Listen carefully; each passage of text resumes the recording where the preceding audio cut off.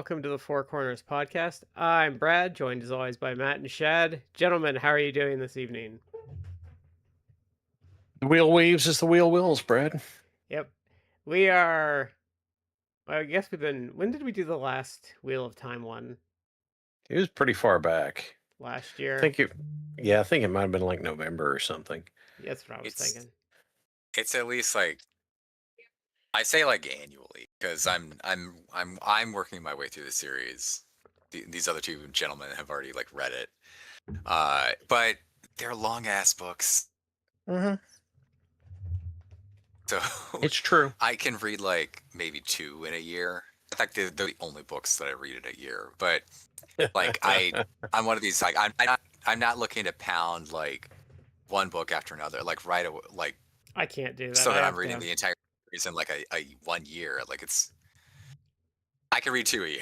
Basically, I switch in between to I kind of need. like lighten things up, Well, right? for some reason, I need like the writing style to change to keep me reading. Like I need like a narrative break. There's occasionally where I'll pound like I did the Joe Abercrombie, like I did one of his trilogies like straight through this year, but like that was an extreme like rarity for me.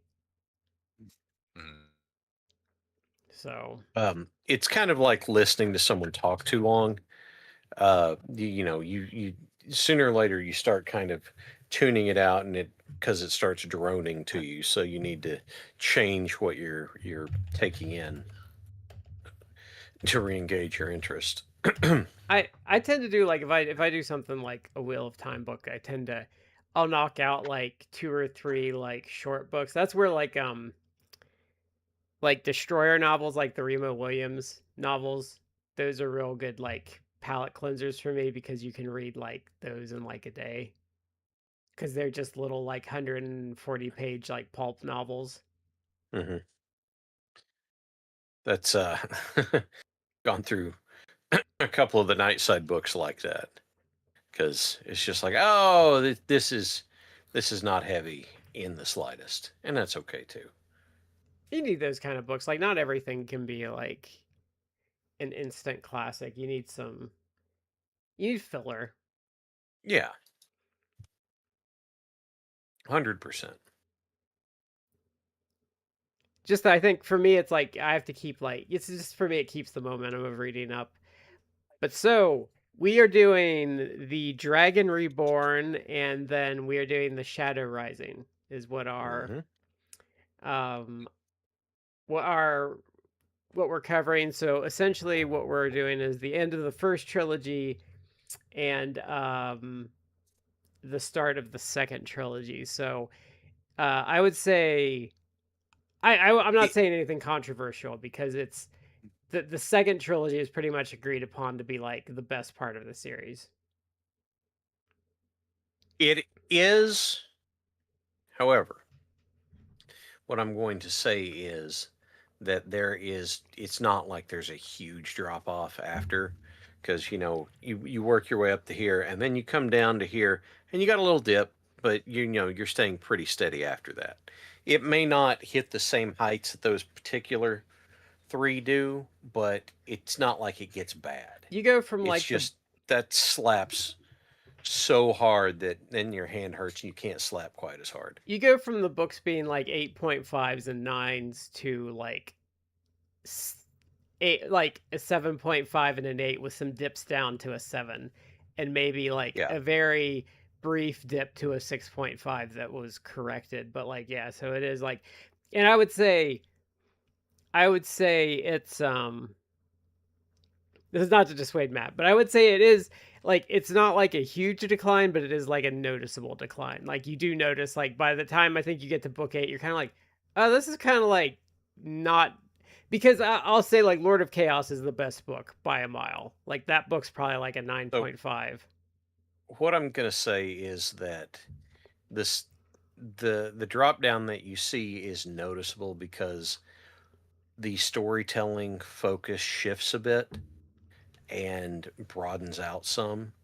mm, So it's not the same thing that the first six are, And but because the world is so built out that there's stuff that he's got to go back and be like, okay, I've got to address this stuff now, and well, you're and kind of like, eh.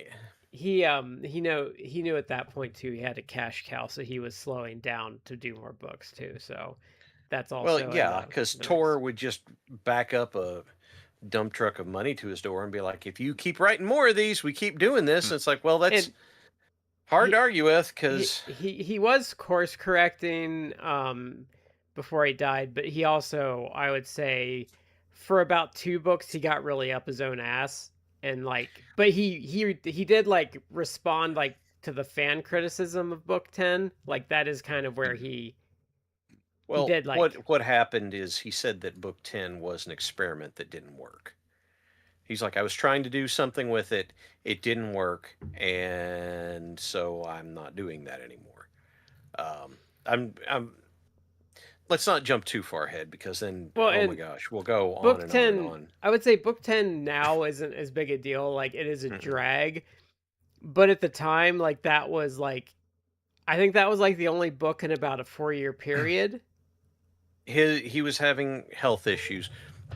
Robert Jordan passed away because he had amyloidosis, and he was pushing to try and get stuff out, and then um, he did the one as an experiment that didn't work, and then the next one he course corrected, and then unfortunately after that's when we lost him Yeah. because Sanderson did a good job wrapping it up. Sanderson did as good a job as anybody not Robert Jordan could do wrapping that story up. However, there are parts I read and I'm like, this is very much Sanderson stuff. There's some stuff he did that I think was an improvement. Like I think the big thing where Sanderson was an instant improvement over Jordan is like Sanderson reminded you that Trollocs were just not orcs, that they were like walking abominations, which I think Jordan kind of Hmm. took for granted after like the first book or two. I am of the opinion that that would have shifted. That would have shifted regardless because you would be going on to seeing them through the eyes of more run of the mill characters, and the horror aspect gets reintroduced later on. But I mean, once you get to a certain point with Rand and Perrin and Matt and Lan and everybody, it's kind of like, oh, it's Trolloc. I know how to do this. But Yeah. yeah, yeah, that I've read like some stuff and like some like like TV tropes and stuff. But this is like an example of like the sliding scale, like Mhm. of like they there's like a role playing game term or a video game term. But it's like Mhm. I think they've leveled up, but it's like Yeah. I've read book 4, and already we're kind of at the point where power scaling. That's like the power scaling has started, and it's actually with Rand. It's like taken huge leaps. Mhm. So I mean, and he's not necessarily like every 5 minutes engaged in a battle with the Trolloc, but it's already at the point where at least your main characters, who of course have largely like have plot armor, but they're like just first book. It's like, oh my god, Trollocs! Like, oh no, they're just Mhm. like murking Trollocs left and right by the fourth book. Like, and it's starting to get to where it's like regular people, and not necessarily regular people. I mean, there are people who are like martyrs or who Yeah. are like the. I think that they should be called I ale, but it's what I eel. Yeah, I Okay, know. Yeah. I may call them ale throughout the course of this podcast, but they're like murking Trollocs, Well. and of course they're like a warrior race or warrior people. So yeah, but and Yes. they also go. It's kind of thrown away because sometimes it's like, oh, we had this battle against Trollocs and we won, but then they also will mention like, oh well, we lost like so many men. So it's like, oh okay, yeah, like Well, it's they're maybe sometimes also mentioned obliquely. they also live in the harshest land, like just as a matter of fact. So they're the hardest Yeah. So group of one people. of the things about so by the way, if you're watching this and you haven't read the books, this is going to be like like there are major spoilers about some stuff in this book in what we're going to talk about tonight. But Matt has gone And through you've the had 30 years to read these particular 2 books, yeah, so you've gone through the glass columns now, and so the thing about that is you get a glimpse of, and the implication that the Aiel, because originally the Aiel were a culture of agricultural workhorses, basically, and what you Yeah, just and the implication that I didn't get like the first 2 or 3 times I read through was they were genetically manipulated to be kind of superhuman in that.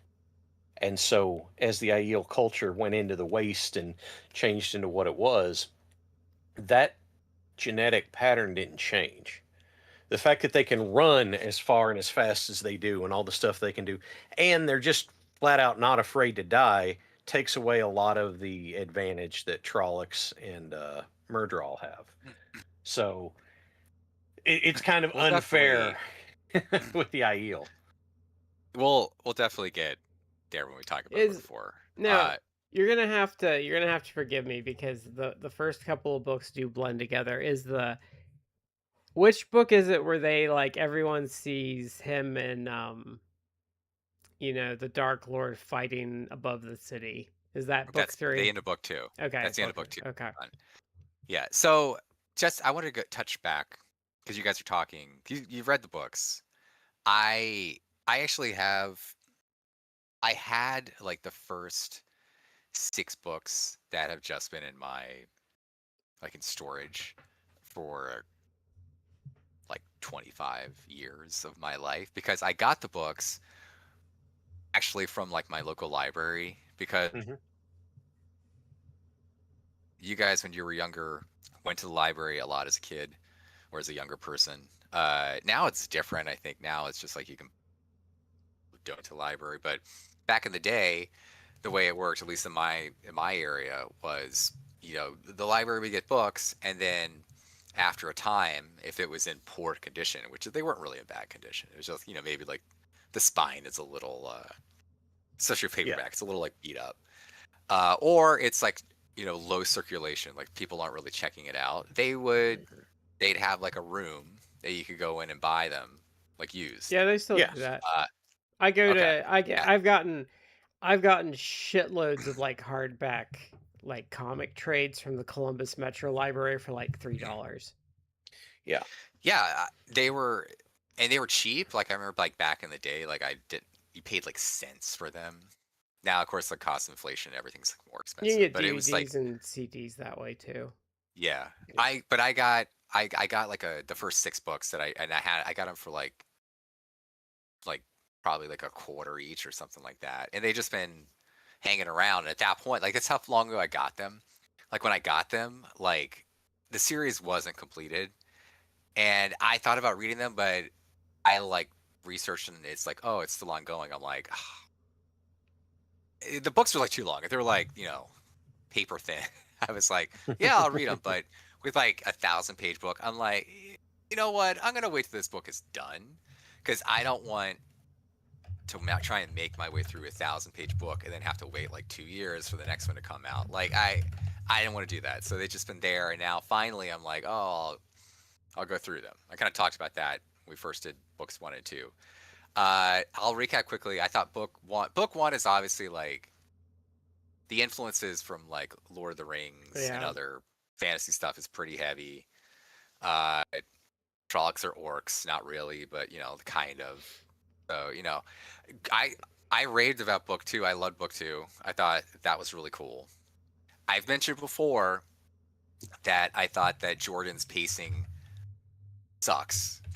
Like it in book one, it's like a lot of stuff, like stuff happens, and it's like 50 pages left. I'm like, how are they going to wrap this up? And it's like, oh, now it's going to be like 90 miles an hour to wrap up everything in like 50. And all of a sudden, there's like 2 super villains with literally like superpowers. And it's like, who the fuck are these guys?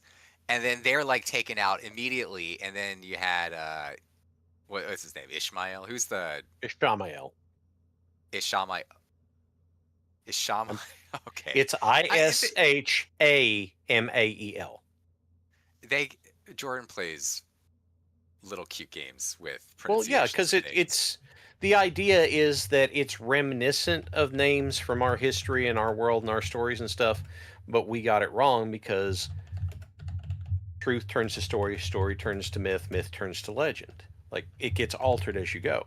Well, in my mind, in Matt's mind, it's Ishmael. And that's I'm like reading it in my mind when I say not Ishmael, whatever his name is. Anyway, and the supervillains, which I later find out, they're too Forsaken. Like they get taken out immediately, and then Rand fights Ishmael, whatever, and all that happens within the space of like 20 pages, like the very end, and it's like, what?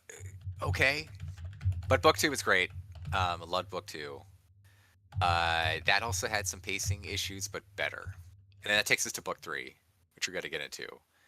And let me look. I looked up just now, like a chapter by chapter breakdown. So we start off with, you see like a bunch of dark friends, and they're having like a party, and they all get orders to kill him or turn Rand. Yeah. That was interesting only because like we see a dark friend who then later pops up briefly in a chapter or two in book 4. Anyway, so where did that? Okay, yeah, they so Rand got exposed. See, that's where like everyone at the end of book 2, people see Rand and Ishmael again, fighting in the sky, and that kind of triggers everyone to now believe that the dragon is reborn. Although he is the dragon reborn. Like this guy, he's not the fake dragon, he's the real dragon. Yep. He's actually, this mythical messianic character who is now come back from. Who everybody is unhappy to see come back. Like everyone's just like, oh no, don't let this be that time, no. Yeah, well, because there's some people who immediately pledge themselves for him, to supporting him, like they'll fight for him, whatever. But it also does imply like, well, the Dragon Reborn is supposed to be the one that leads everyone to the last battle. So it's like, oh fuck, it's like now we got the Armageddon basically coming up, staring at us if this is legit. But of course, there's been like so many false dragons over time that a lot of people don't necessarily believe it. So, or they think he is, in books 3 and 4, you kind of get more backstory and more understanding, especially by book 4, which we'll get into, that what it actually means to be a false dragon. It's like he is, at least it seems, he's a male channeler, and what that is people he unlike, was it Aes Sedai? Yes. Is that how you pronounce it? Okay. Yep. Are the female channelers, and any male channeler is either killed or is was gentled, which basically they do some sort of magical ritual that cuts them off from the true source, so they can't. The true source. It's like, this is all just fancy ways of saying like magic. Yeah. You have female wizards or wizardesses, or and mages. mages, and then you have male mages, but male mages are immediately, and why they actually, I felt for the first time, did a great job in book 4 making me understand what that was, and I'll talk about that when we get to that. But anyway, everyone, at least they either think it's like, oh, another bullshit like false dragon, or people might think like, oh, well, this guy's a male channeler, so that's a problem. Or they may just think like, oh, it's all bullshit, whatever. Like, you're making up stories. You didn't see this guy fight in the clouds. So, but that's what happened at the end of book 2. So now here in book 3, you have people who are now coming awake to thinking like, oh, is the dragon really reborn? But Rand is very conflicted about being the dragon reborn. He has been in episode 2, book 2. But now he's definitely like, he's kind of resigned himself to the fact that, well, I am, but he's not liking it, and he's trying to find a way out of it. So he just ups and leaves Aaron and some of his other friends, Moraine. Is it Moraine? Yeah. Okay. Who he doesn't like, who feels trying to control him. And, newsflash, actually, yes, she is, because she's trying to, steer him into being the Dragon Reborn like he's supposed to be, but he finds her very manipulative, which of course she is. She manipulates everyone. Now, I actually don't dislike Moraine. I don't know. You guys have read the story, the whole book series. Yeah. Is there like what do fans generally feel about her? No, She's Moraine's she's kind of like a Gandalf, She's but less considered. loved, at least by the The characters. running theory is that she's not got the touch of stupidity that all the other Aes Sedai do because she doesn't go to the tower ever. so the general consensus is there. Okay, first of all, there is a reason that the tower is as jacked up as it is. Moraine is one of a handful of Aes Sedai who are considered to um, not be wrapped up in that. And since Moraine is one of them that has a very clear mission, she sticks to it. And in doing so, it's Rand is suspicious of Moraine because his whole life he's been suspicious of Aes Sedai. Never accept a gift from an Aes Sedai because there will be a hook in it. Like everybody Yeah. says that phrase. So when Moraine's trying to counsel him, he thinks she's trying to manipulate him.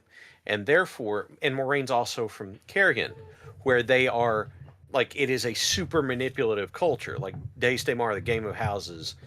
She was born a noble from that land, therefore she does that sort of stuff unconsciously.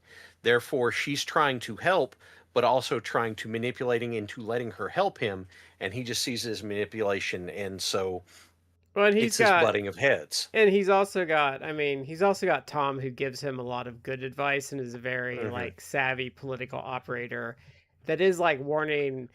Well, he properly warns him off, but will also be like, well, like you should probably trust her in this situation. Like he's pretty much shooting pretty straight with He will Rand. say, "That's good advice. Just be careful." That's a Yeah. lot of Tom Maryland. Um, but Moraine is well regarded in the fandom. She's probably the only one that's not like Well, my she's probably the only one that's not incompetent is probably the best. No, No, there's I mean no. in general there are other ones, but like there are other ones in the book that is the books that progress that does pretty much teach you other than her you shouldn't trust an Aes Sedai as far as you can throw them because there's So some one messed up shit. competent Moraine, Swan, Varen, Alana is ish, and Cad Swain, but you don't meet Cad Swain till much later. Like they are out there, but you also don't have cause to meet a whole bunch of them, right? Like you don't meet all of them. You get to meet prominent ones. Anyway, please go I ahead, Matt. I like Moraine. Like Yeah. I think she is like manipulative, perhaps because of her upbringing. But I do like how Jordan does. He has her do things or way she interacts with characters sometimes that she's not just like, oh, just these. She's just like aloof, cold, manipulative, you know, bitch for life. Like Yeah.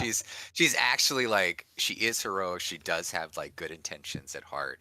She Yeah. does care about some of these characters. She's maybe a little like more stern, but that's because she's almost taking like the stern teacher mentor type role for people. So She is and like she also like she understands better than most people the sort of awful things that could be coming and what everyone's up against. So Yeah. she is like she's not messing around. Like she doesn't Yeah. have like she's she doesn't have the luxury of messing around. Like she knows she's very serious, which so I do like her. I appreciate that. And Lan as her warder is Lan's awesome. Like we got a little taste first two books. He's awesome. Yeah. So all right, let me I found like a chapter by chapter because I've read the books and I know like stuff, but I'm trying to see chapter by chapter. Like see this is chapter 4 of the Dragon Reborn is when we see Perrin has dreams, which we will get more into that in book 4. Mhm. But he dreams of the sword Kalendor. Is that how you pronounce it? yeah. In the stone of Tyr. is it Tyr or Tear? It's What? it's Tyr, and the Uh, people that live there are Tyran. Tyren. Okay. Yes. Uh, I know that's so that weird, but that's what it is. yeah. So Perrin wakes up from the dream, and the camp, they're in like the forest, I guess. The camp is attacked by Trollocs. And after this, like Rand is basically like, I don't want to endanger people, and I need to actually, sort out all this stuff. Mhm. And he leaves. He like just absconds. We find out later what's he doing. He's heading to Tear, but that's on his way there. Well, and after he leaves, let me backtrack a little bit. After he leaves, Perrin, Moraine, and again with the pronunciation, is it Ogier? Ogier. Ogier. Yes. And is it Loyal? Loyal. Loyal. Oh. Yes. Loyal. He just replaced the Y with an I in loyal.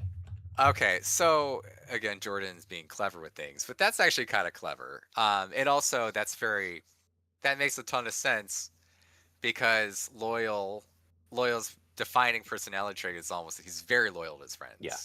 I love Loyal as a character. We've seen it before now. In books 3 and 4, he doesn't have as much, although book 4 he does get some more stuff. And Ogier are, I like the kind of flipping the trope with that is because they are basically like ogres are supposed to be kind of like that. Mhm. But they are, I won't say largely pacifists, but they're not just like, these warrior types that are going like Right. just mess causing trouble. They pretty much stay to their steadings, which are like forests. And they're a weird combination of like ogres, friendly, nice ogres, and like ents because they, tend to trees and they tree sing, and they Yeah. are also like very slow and deliberate in their actions. I like that the other kind of flipping the script is that Loyal is very very much presented as basically like a teenager in Mhm. his No, culture, it's like because in term and also in aging. he's did they get into that? He like he shouldn't be out traveling, and they like his mother comes Yes. up a couple times, and I think there was like she was trying to pair him up with like a female, and he just wasn't like ready. So he because they go She was somewhere. Yeah. They She go hadn't picked them somewhere. out at this point, but she was talking about Loyal needs to be married. Well, they were like they went somewhere. I think it's in book 4 or 5, and he's like, "Oh no, there's people that know my mother there." Yeah. Yeah. Is He'll that's tell book 4? my I He's a think. great mother. Yeah. Yeah. He's a great character, but Rand leaves, he's heading to Tear, so Perrin, Loyal, and Moraine, they're like, oh shit, we gotta find this guy. And along the way, this was interesting because it kind of was thrown in there, but it did add some character development to Perrin. Perrin meet as they're traveling there, they go to a village and they find another person who is a wolf brother. Yep. Hmm. But in this case, this guy has basically gone full wolf. And Mhm. it's not like he's a werewolf. Mentally, though, has effectively the mind of a wolf. So he's kind of like a feral human, and he is just in prison basically because it's like you can't trust him to be out and about, and that scares Perrin because he's very conflicted about his emerging status as a wolf brother. And this is a question I had, which I knew you guys probably would have the answer, having read everything and be more Yeah. knowledgeable about this. But obviously, Rand is the Dragon Reborn, so he Mhm. has, for lack of a better way to put it, superpowers. Mhm. He is he's basically a male mage slash like the equivalent in this universe of a Jedi, like basically. But the Jedi's are space wizards anyway. But so whatever. But what is the term? I can't Taverin. with the pronunciations. But what is it? What The Taverin. Taverin? Is that what you're- Taviran? Okay. Yes. So what he So is like Taviran is it's not like it's just 3 people, or is it just like no, it can be any there Taviran you is can like it can be so if you look at it since you brought up Jedi, Taverin can be all over the place. Like you can be little, you can be like if we were to use like a real world um like a real world example of like a Taviran, like Tom Brady would probably be like a Taviran, like high end like athletes would probably be So Taviran in some my ways. favorite example that's not in the Wheel of Time, because the pattern, the wheel will spin out to Viren whenever it needs to correct the pattern, right? Yeah. Like that thread goes through the pattern and pulls stuff to it the way it needs to be. My favorite non-Wheel of Time example, if you want an idea of a Taviran, is going to be Forrest Gump. Because what happens all the way through Forrest Gump is just being around him changes people's lives. And there you go. Um, so you have Rand, Matt, and Perrin as Taviran because the pattern's like, hey, I've got to, the wheel is like, I have to fix the pattern. Stuff's coming, and I'm going to spin out these three so that they can take the actions to correct it and like manipulate the pattern to what it needs to be. And Matt is like I would say Matt has like is like the most pure distillation of it, like with his gambling, because They like he pretty much affects like his like he pretty much uses that like because probability shifts in his favor. Okay, so yeah, and this is I had forgotten about Matt for a second, and they do get into that more later in Mhm. the book. So I'm working my way through book 3, but so for Perrin and now Matt, like Rand, I mentioned is the Dragon Reborn, so him having, Mhm. for lack of a better way to put it, superpowers Yeah. makes sense. But is their status as Taverin the reason why Matt and Perrin are also special?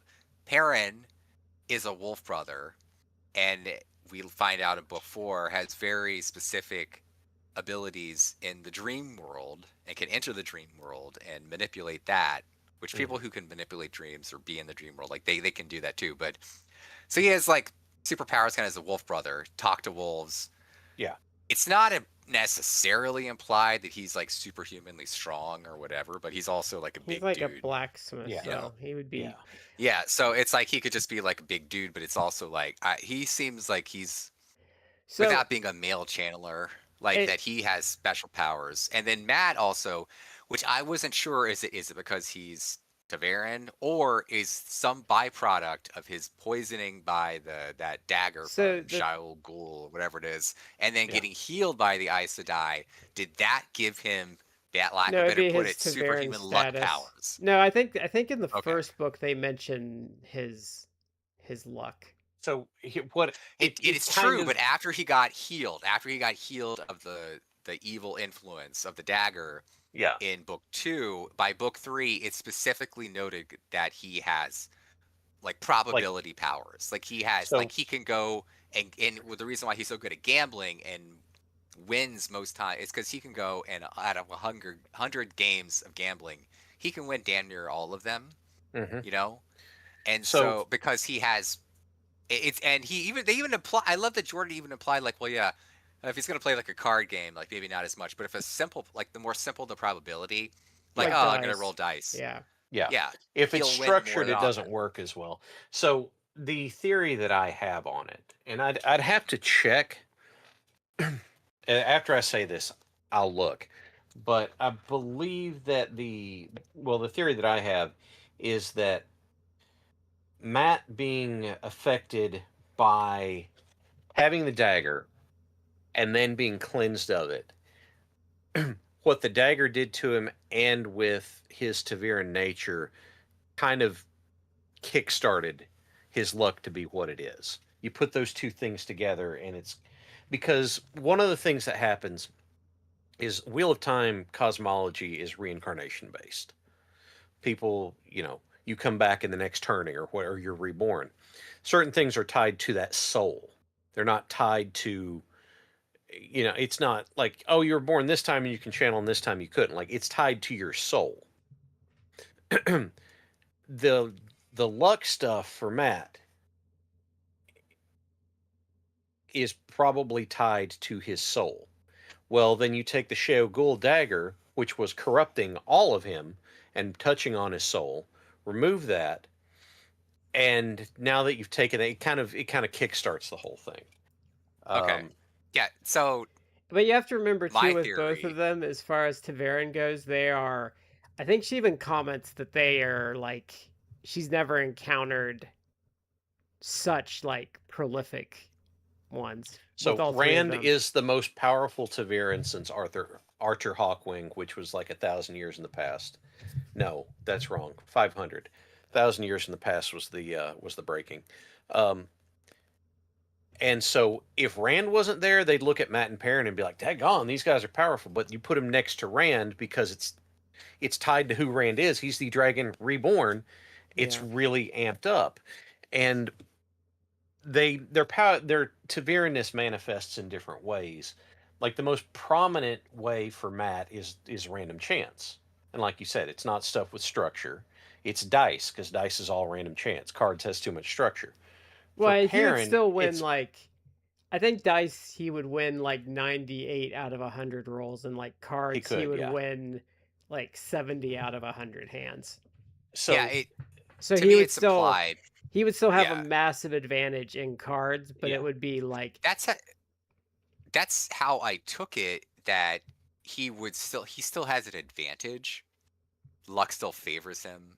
Probability still is in his favor, but the more complicated of he would possibilities, like he would win less, but that makes perfect he would sense because if win you're giving him basically probability powers, and it's like yeah, flip a coin, it's like you got two choices, so you yeah, could win every one of those. If it's like here's a game of like we're gonna play a regular game, we're gonna play poker, 52 cards. It's like yeah. he can still win, but now it's like lots more yeah. permutations and Like but like Yeah. combinations. So if you he would probably be like he'd probably be like a prolific card player, but he wouldn't win so much that he would get accused of cheating. And if you put him in like the World Series of Poker, he would probably win it. If he played every year, he'd probably win it every like 5 or 6 years, or which would he just be absolutely clean up at blackjack, where yeah. it's like more Yeah. realistic. It's like But So like World Series of Poker, he would probably I think like the I think someone's only won it like 2 or 3 times. I think is the most someone's won the World Series of Poker. He'd probably win it 6 or 7 times. Like that's kind of like so how it would affect him. we're I trying to do say want to shit. point out that it is not that Matt wins all the time. It's that Matt usually throws the best throw for the circumstances because he could be like win, win, win, and he's looking around. He's like, oh shit, people are getting mad, and he picks up the dice and he throws and he loses. That was the right thing to have happen in that moment because what did that do? Is that deflated all of the tension around him. So it is not just like usually if you're playing dice, the right thing to do is to win, but not always, and that's where the fun hinkiness for That's Matt comes in.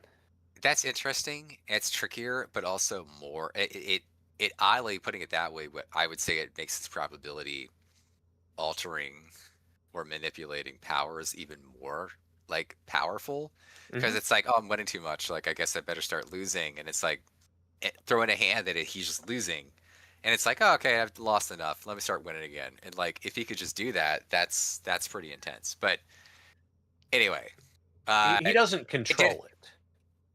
Okay. I did have that question though. The question though was Matt and Perrin, like how do they basically have superpowers, which they kind of do. It's Because it's they're tied It, it's tied okay. into their Taviran nature. yeah, they're still Okay, like I that said makes sense. they're still they would still like if Rand didn't exist, they would probably be two of the strongest Taverans since Arthur Since Hawkwing too. Hawkwing. Yeah. Yeah. Okay. So it's Uh yeah. okay. Uh let me see. I'm walking through. Okay. So then we have a bunch of chapters with is Egwene? Egwene. Egwene Egwene? Yeah. Okay. Uh Yeah. Nynaeve? Nynaeve. Nynaeve. Okay, we went through this last time. That's my pronunciation. Nine. When I had the author look me dead in the eye and correct pronunciations on that, I was like, okay, that's me. That's how it do be. So Okay. I never Nynaeve, remember, and I've listened to the Egwene, audiobooks. Egwene, Egwene. Egwene, Egwene. I Egwene, yes, I know. You look at it and you're like, how do you get that? But that's and Elaine. They're at the yeah. tower. They are accepted but not Aes Sedai. Mm-hmm. And the Amerlin, Yeah, Amerlin, Amerlin. Amerlin, either one Yeah, works. Amerlin. Uh, is it Swan. Swan? That's how you're supposed to pronounce that? yeah, Yeah. Swan, Sanchi, Siwan. yeah. Siwan. Sanche. Yeah. Siwan, Siwan. If you Siwan. do it say it quickly, it's Siwan, but it's Siwan Sanche. So this is a can of worms that I probably shouldn't like open. Mhm. But I've seen fan art of these characters, and isn't Siwan part Mhm. of the sea folk that we kind of see in book 4? No, No, Is she's that where the she like came thing. a from? no. She's the daughter of like a fisherman. So the thing that Okay. happens is Siwan is from Tyr, and Okay. Tyrans can either look very Mediterranean or they can have very African complexions. Like anywhere in their works, the sea folk are predominantly, African complexion. Um, I and by I got predominantly, I mean entirely. But the Tyrans she's I was got a Mediterranean coloring. Is what I'm trying to say. the when we see in book 4 like the sea folk, it is kind of African, but I also kind of thought that he was maybe trying to go with like an Afro-Caribbean Yeah, type of that's thing, a good way of putting which it. could be darker skin, lighter skin. Like there is Hmm. a spectrum, but Yeah. I thought that was interesting. We'll get into that. So I wasn't sure because I think in the TV show, which I haven't seen, but I've just seen clips and pictures. I think the actress they got to play her was African American. The And I'm not t- saying that's wrong. I'm just like, how is she supposed to be presented in the books? Because sometimes he'll say like, oh, this character is, darker skinned, and it's like, well, what does that mean? Does that mean like Right. what we would consider African or, well, Mediterranean, for the Three olive Rivers, skinned? the Three River folks, they're Two Rivers. Two Rivers. Sorry, it's been a Yeah. long day. The Two Rivers folks, that would be that anything like Mediterranean would be dark skinned to them. So Yeah. Uh, we don't so talk anyway, about the like show because the show's a fucking atrocity. That I shouldn't. I haven't seen it. I've just seen like pictures of the It's actors, bad. and I'm like, No, and I've heard things, and I'm like, it was when I saw the picture of like what Loyal was supposed to be, I'm like, oh no, no, no, no. the show. Like I understand you probably don't have the budget to do like a CG big giant like 10-foot, 8-foot CGI The guy, problem with the but show, the problem with the show is, well, the writing sucks, and they didn't listen to Brandon Sanderson that told them a specific thing would ruin it, and it did. But like, the problem with the casting is they come from a little backwater town, and like part of the original first book is that Rand is actually like this tall redheaded guy in a town where everyone kind of like looks the same, and then they cast it yeah, to look like downtown Los Angeles, which kind of just ruins the whole thing Yeah. because yeah. Well, because they because they have to they needed to smack you in the face with diversity like from the first second instead of just letting the world open up, and then oh hey, once they leave then you can like mix in like the more multicultural aspect, but no, we can't well do that that. that I seen pictures of like the main characters who are supposed to come from the Two Rivers, which is basically like effectively like an old European. By that I mean like more like United Kingdom village from like the medieval period, Yeah. not like this big like metropolis. Yeah. Effectively, like what passes for like a metropolis, which does kind of exist in this setting. So when you have later characters that by book 3 and 4 you start getting, it's like if you wanted to have multicultural, it's like, well, this makes perfect sense. Like you've now shown me like 8 different countries or Yeah. nations within this continent, but they don't need to be represented in like this little Well, backwater. they It's can't. presented as like a backwater town, The problem is, little I think it's village. like I because they want to do that, but they don't realize how that ruins immersion. Because then the So world the world doesn't make sense. Like that's one thing I think like the Game of Thrones TV shows have done really well is like even like House of the Dragon is like you go to a different country and the people are different. And then in like shows like this like there is no sense of like geography or anything because it's like the same like oh there's everyone's there and it's like okay well Mm, but that's not how like a fantasy well, like a fantasy or like a more medieval setting like they don't have planes and people by and large are not going to travel very far from home like they're especially like Two Rivers folks. I would say 90% of those people have never gone past the ferry. mm, so there is one thing, the only saving grace that goes on that, and the problem is that it was taken at face value instead of in context, was that for Nynaeve and Egwene, they are remarked to be more darkly complected than other people in the Two Rivers, but they didn't look at then in the Two Rivers with it. But that would Um, be and the thing why I think they don't look at that is like that would be me. Like if you were in a town of yeah. like paler white people, like yeah, okay, that would be me because I might not look at it if you just look at me, but you put me up against like someone that's paler and then you're like, "Oh wait, you're like so one change they did do or one thing they did in the show, because for this character, like it's you kind of dance around it a little bit, but you know, as an example, having men played by an Asian actress doesn't really bother me. Men is supposed to kind of stand out and that sort of stuff. no, that's Okay, fine." you know what? I don't have a problem with that. I mean, that makes sense in the world. And she's And kind of so her origin is kind of not totally known, so I mean like in the she beginning was so raised like by her two aunts, and yeah, her so parents are. but she's from a city though. She's from a city. She's from Barrelon, yeah, Yeah, so but that's different though because that's like a yeah. hub. The problem is with the way they did it is the Two Rivers is a backwater. Like people don't come to the Two Rivers to live. No, no, you don't live in the Two Rivers unless you intend to live there. Yeah. Um, anyway, Matt, please continue. Well, oh wow. Uh, I haven't seen the show, so I just like looked The up show's bad. The show's the. bad. It just I looked up though the actress who played. It's like I understand. Like I don't mind them casting an Asian actress. The problem is, and I actually saw like clips or pictures of her from the show. I'm like, she looks noticeably older than Yes, Rand. Like that's the actor that's who that's a plays accurate. Rand.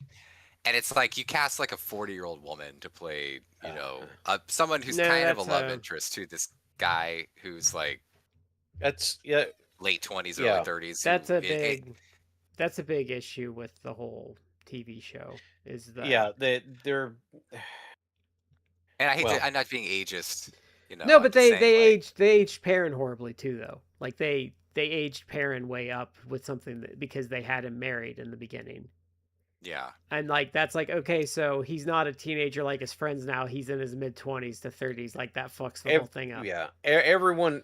The idea was that they were aging the main characters up from 18 to 2021 was a I conceit could for the see show. aging them a little bit up, a No, but little up. but Yeah, the You're like, problem I don't want them to be teenagers. Want I'm them to but like early to mid 20s. It's like I'm not that bothered by that no, yeah. necessarily. I am because in that kind of society, their social and like their social Well, and yeah, economic ties would be in such a place that they couldn't just up and leave.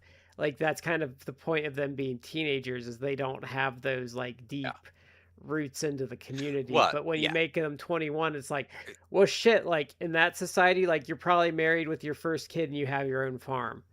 Like that's we eh, yes, even like you take like a real life example, like go back 50, 60 years, like people in their like mid to late 20s already would have been married with like a kid. yeah, So if you want to age them up to like mid 20s, I wouldn't have necessarily have an issue, except like even like in real world, most places, especially in like American culture, you would have been married with a kid by the time you're like 25, 30. well, even Like, even but anyway, even in like current society though, like it causes problems because like if you're getting into like 25 or 26, like they're gonna be more tied down than like an 18-year-old because even like now it's like yeah, well 25 like well I have rent to pay or I just bought a house like no I'm not gonna go gallivanting off to with the into the hills of nowhere with you yeah, or even like this like so like let's say Matt's 21 it's like well I can't go like I have corn coming in like 2 months. yeah, So yeah. Anyway, going yeah, back, I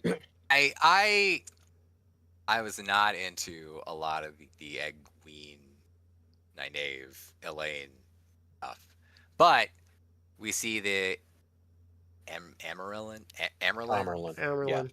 Amerlin yeah, seat Tuan, sending them to hunt the black Asia, yeah. Aja. Aja, Aja. How do you pronounce that? Aja. Yeah, Aja. Okay, I thought it yeah, was Aja. yeah. Yay. Um, uh, she's tasked them with hunting the black Aja. So they uh, uh they leave to go hunt them. And so let me see. Looking through the chapters because I'm gonna skip a bunch. Matt Hmm. comes in the like stuff at that point, and Oh, he gets Matt healed, has.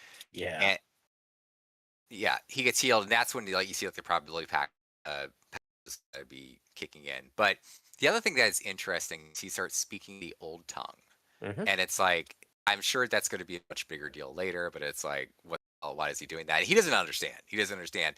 But again, I took that to be like, well, this is kind of like another one of the weird things that's probably an after effect of him getting healed by the dagger, the Yeah, dagger corruption that you know. Uh, because oh, because when Shatter Logoth right, was Arid Hall, they were speaking the old tongue. yeah. And This was okay. uh, and it's another thing that in the first book, Matt does that once or twice, and Moraine says the old blood runs strong. It's one of the it's again another aspect of their um of the reincarnation thing is that it's shining through particularly from who he was before. And so yeah, he just kind of spouts the old tongue without realizing it. Yes. So moving on, there was one thing here. I said like I didn't really like the a lot of the White Tower stuff with the Aes Sedai and the girls, but Yeah. what I did think was really cool was we got to see Egwene take her test to be accepted, and you see her pass through the Hmm. three arches and Hmm. get like the test that she had to go through before she Yeah. is accepted to be an Aes Sedai. Which now is it implied that they are kind of real, or are they just like hallucinations, or They're people? not They did sure. imply like people don't. There have been people who have never come back from doing them. Like Yeah. they go and no one knows except the person what the tests are going through, and the Right. tests are basically they get to see like an altered reality, whether it's an actual other reality they step into or a hallucination or something. But it is heavily implied because it is the arches that they pass through are I don't even know I can't pronounce what the magical artifact Hair is. hair Angreal. Angreal Sarah is Angreal. the base word. Uh, the Sangreal was another term for the Holy Grail. Angreal, Sa Angreal, Ter Angreal is Okay, how you do those. Angreal so means it's a magic thing. saw it saw Angreal. It's like a magical artifact they pass through in this like they go through three tests. If Yeah. they pass three tests, they come back. You Hmm. know, and we see Egwene's hers is she finds herself married to Rand, who is kind of gone mad because as a male channeler. The second one, Yeah. Rand asks her to kill him Mm-hmm. as he's about to be turned to the shadow, and then through the third one, she is the Amerlin. Yeah. And she's tasked with gentling Rand, but she chooses not to. Yeah. I forget what it was. We saw like Nynaeve's, right? I forget what chapter No. it is. Wait. Oh, Hang on. because the third one is like she's married to Land and with children, and then she has to leave. No, I forget when that was. I'm blending the books, but I felt that's in here somewhere. Hang on just a second. I've got to double check because They might have done that before she sent them off to their doom. Oh, I think she did it. I think that happened in Great Hunt. Okay, I forget. Yeah, the books blended together. Yeah. Anyway, so eventually, like they leave the tower to go hunt the Black Aja on the orders of Siwan. Mm-hmm. Matt is given a letter to take to Elaine's mom, along with some communication from the Amerlin. So he's leaving. He leaves. And then everyone is kind of like basically starts making their way to Tyr because basically you find out that's where Rand is heading, and that's where the Black Aja are heading. And Matt's kind of on his way there too. We do meet some characters midway through there. One is an Aiel who's caught in a cage. Aiel in a cage, yeah. Aiel, yeah. Yeah. And Perrin sets him free. Yes. Gaul Perrin sets him free. Gaul is awesome. We don't really fully see until later, but Gaul is awesome. He sets him free, and that kind of like they become basically like fast friends because of that. Gaul like respects that, and it's like, yeah, I owe you one, bro. And then he also notices a girl who is it Fail or is it? Do you add some Fail or some bullshit like that? Fail. Fail. Okay, it's not. Yeah. Fail. Okay. That one threw me for a long time until I just kind of until the author was like, "This is how you say these," and I was like, "No." Like, went to a book signing. Don't get huffy, dude. Like you. No, not you. But it's like, come on, if you go to Jordan. Like, if you go to the back, there's a pronunciation guide. Like, made it easy. Is that? But there's a pronunciation guide in the back of every book. Is that her? Is that her? Is that her first appearance, or does she make a cameo during the Hunt in book 2? Fael's first appearance is in Dragon Reborn. Okay. We find out though that she's a hunter of the Horn, which it's like, well, that's a laugh because it's already been found. But anyway, I just couldn't remember because her intro was like much more low key than you expect for like the character she becomes. Like it's kind of what's interesting though is as Gaul's appearance applies, that the Aiel are now like roaming. They're at least a small group of Aiel who are roaming around, looking for what we find out to be like he who comes with the dawn, which is a fancy way to say the dragon. And then we meet a few other ones, female Aiels, maidens of the spear, and a major character, Avienda. Avienda, you got it right. I was gonna say Avienda. Okay. Yeah. Who Egwene, Nynaeve, Elaine all like become friends with. They like her like instantly. There's a scene with her that I think's pretty funny. I think it's in book 4. It might be book 5. I think it's book 4. It might be book 5. But there's a scene where, because she's like trying to keep him on the straight and narrow for Elaine, there's a scene where she's like, she has really big tits and some nice childbearing hips. Oh yeah. And Rand's like, stop it. I know. Is that book 4? Is that yeah, book that's 4? in book 4. Yeah. Okay. there's two things that I want to hit on that we had is Matt's exit from Tarvalon had um, had one of his most awesome scenes because here he is, he's just getting his strength back, he's walking around and he challenges Galad and Gawain. He's like, "Oh, you two with your swords versus me with my quarterstaff. Come on, let's do it." And they're like, "Oh, that wouldn't be fair. We can't do that." And their teacher is like, "Oh, you're scared, huh? I'll front the money if you won't." And Matt wins, but he wins because his dad is the best quarterstaff guy in the Two Rivers. So he just, he takes him out, and everyone's like, "Holy crap!" And none of the Aes Sedai who are watching, because Galad is this gorgeous man, Greens, you and they're mean? all like, "Oh, we got is Galad okay?" Like they're full Aes Sedai that are like that. None Oh of no, them wait, look it's at not. Matt. No, wait, is it greens? Greens, right? Greens can have more than one warder and Okay. sometimes marry their warders. Well, the Um, best part is the teacher was like, "Yeah, I had you do that because like the greatest fighter in the world only lost one fight, and it was a farmer with a staff." yeah, and so you get that fun stuff. And shit, it's leaving me. Never mind. That's just such a great scene though that Matt pulls it off, and it's just fantastic. I love that so much because Oh, it's showing that it's not all luck. Matt's got skill too. yes. Oh, I forgot one other big reveal that happened like a little bit earlier before Hmm. some of these introductions.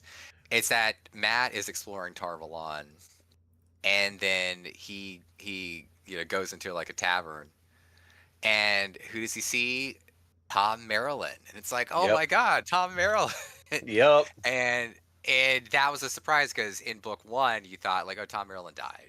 He died, saving them from a fade, Yeah. and it's like, nope, he actually survived. Now it does say like he has like a limp now, so it's like, oh Yeah. well, he clearly got Yeah. injured, but he's still alive, doing His good. storyline is okay. I don't mean terrible and like it's poorly written. I mean it's terrible and it's like terribly sad. Like what happens to Tom when he Oh yeah. comes back. Tom went through the ringer. Yeah.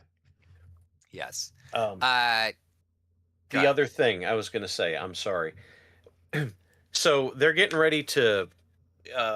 Moraine and Lan and Perrin are following Rand. We got to catch up to him. And when Yeah. you meet Fail, Perrin's really suspicious. She's like, "There was a girl down in the common room looking at me." And he looks at Moraine. She's like, he goes to talk to her. He's like, "This girl in the common room was looking at me. Do you think?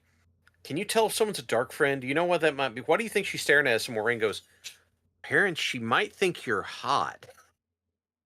And he just never occurred to him. He's like, "Wait, what?" And she goes, "Yeah, you're a big burly dude. Some gals like that." And he's like, "Okay."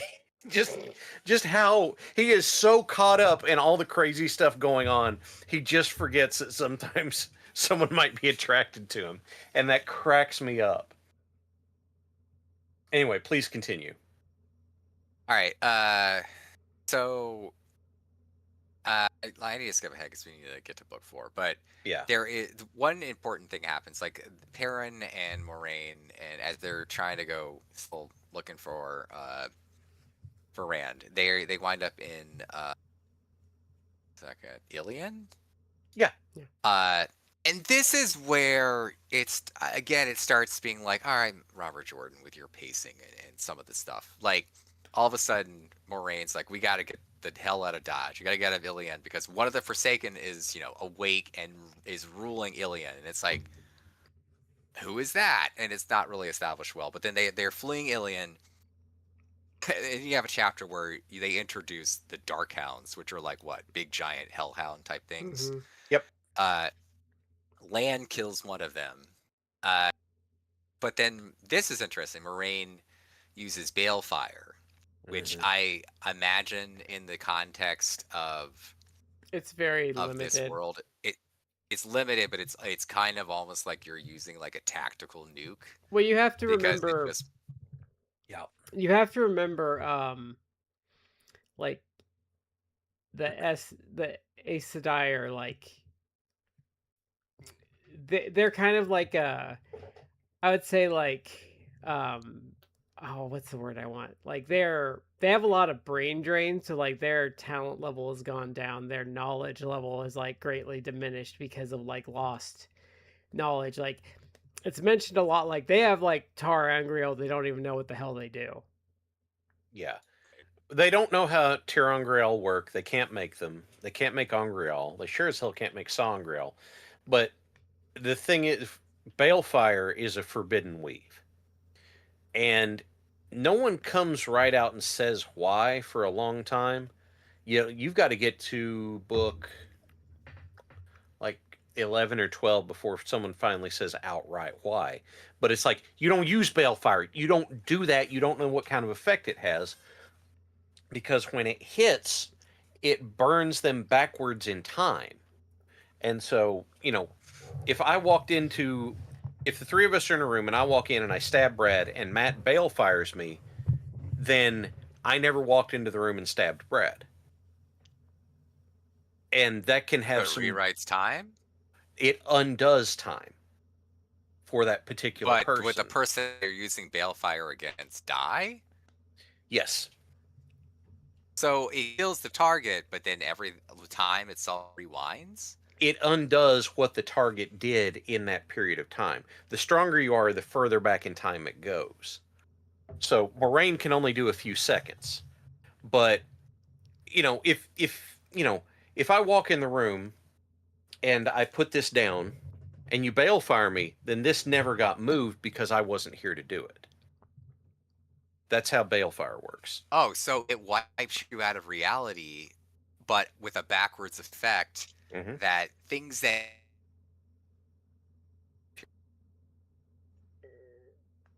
period get erased because I've erased you from reality. So it's like you never did those Well, things it because would more I be wiped you out of reality, but reality like within a time sphere. no, That's Yeah. complicated. well, it's more like I like my it would analogy be that it would be it's more just like a like nuclear weapon. So don't use It's both. balefire because It like is well, both. it's effectively like you're irradiating a space. well, it'd be more like, oh, you balefire Chad and killed him 5 minutes in the past. So what he did for 5 minutes is undone. Is kind of how Yeah. it works. This isn't I a big thing, but the reason balefire is banned is because if you've got people who are strong enough in the power using enough balefire, it starts to rip reality apart. yeah, And I would say like if you're effectively reality warping or yeah, time warping, yeah, then that is I mean I've seen enough shows to say like that's not a good thing long term. it starts ripping the pattern, is what it does. Right.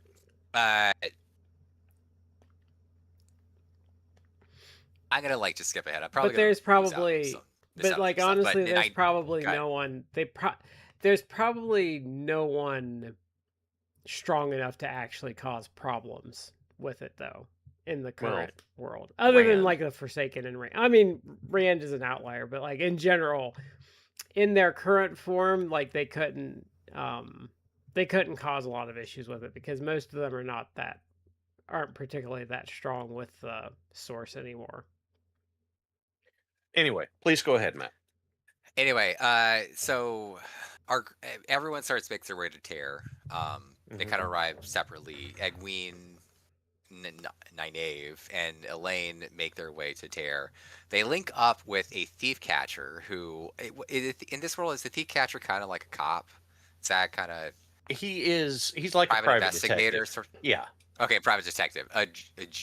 Julian? Yeah. Sandar? Yep. Julian, okay.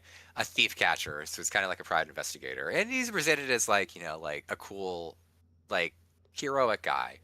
There's this And might he be says that he's gonna this go might be ahead. book 5, but there's a point where like he's interrogating someone and he goes like full maniac. He's like I'm gonna boil you in oil and like No, put salt on the wounds and then like that's not what he does. Here, I know exactly what you're talking about, but here's what he does: is he's sitting there and he goes, oh "Oh, they he won't talk. Go get me some salt, some ropes, and some mice." Oh, that's right. And they start freaking out because he never said what he'd do with them. He lets their brain fill it in, and they start wigging out. They're like, "Oh no, no, you can't do that! Don't do that!" And he never intended to actually use it, but he puts together things that would sound horrible Well, to be used in an Meanwhile, he's interrogation. they're like, afterwards he elbows like, they fell for old well, salt they're mice, like, right?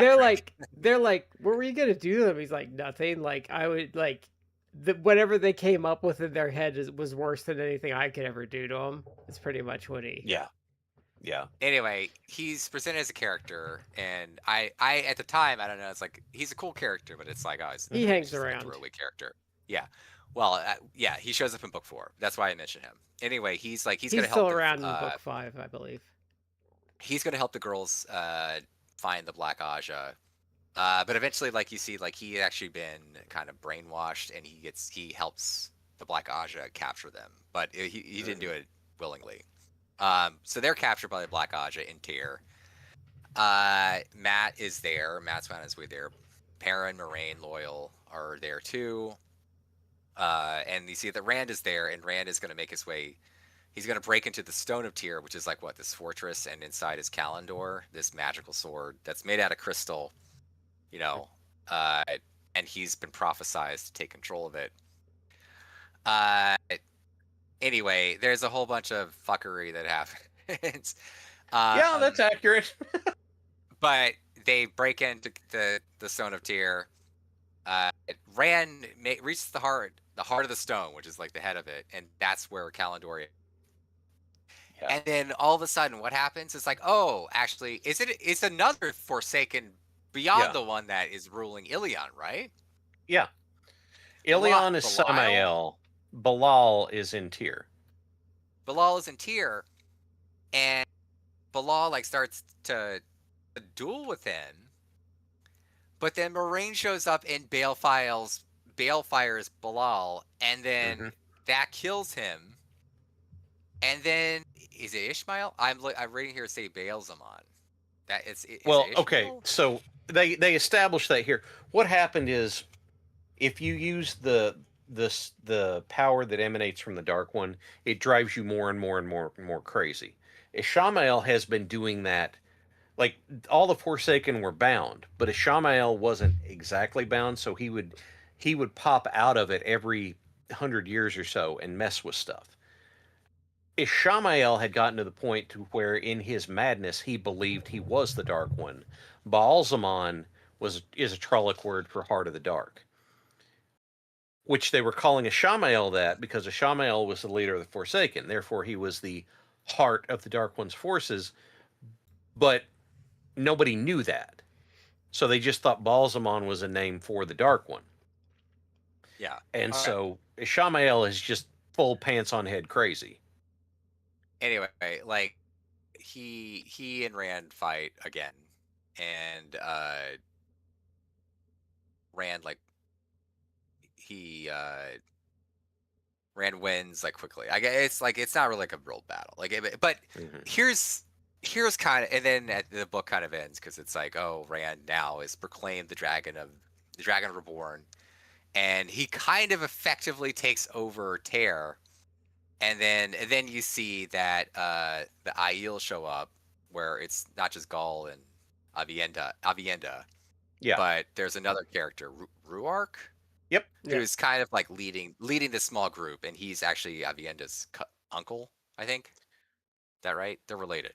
I think he's her. I know he's her clan chief. I can't remember. I don't remember. They're related in some way. I think that Hang they on. said I got that it. I got it. I got it. He's like her mother's sister's husband. So it's like, okay, he's your uncle.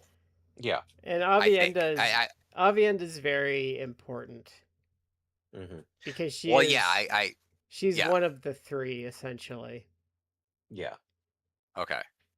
Anyway, this is where I kind of like gripe at Jordan and his pacing, because it's like a lot of stuff happens and it's like, okay, it's moving along. Then all of a sudden it's like, oh, boom. Like, oh, now everything's happening in Tear. Oh, and by the way, a Forsaken actually runs this city too. And oh, here he is. And oh, Moraine just killed him in like a page. They and it's they like, what the they fuck happened here? they hint. It happened all very quickly, and Yeah. it's like Jordan is like, oh shit, I gotta wrap this up in, like the next like chapter. So like, let me just I would say she set book. Balefire I would say and book 4. The pacing like kind of finally gets figured the out. yes, that's what I'm gonna get into. Because in book 4, all the way through, I'm like, you know what? The pacing is fucking accurate.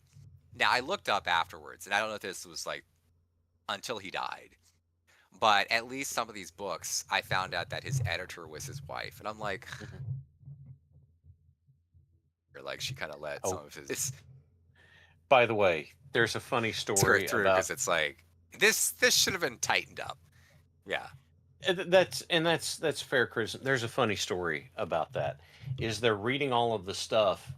She's reading the drafts and everything, and then she gets to the end of the Dragon Reborn, and she's in another part of the house and goes, "You son of a bitch!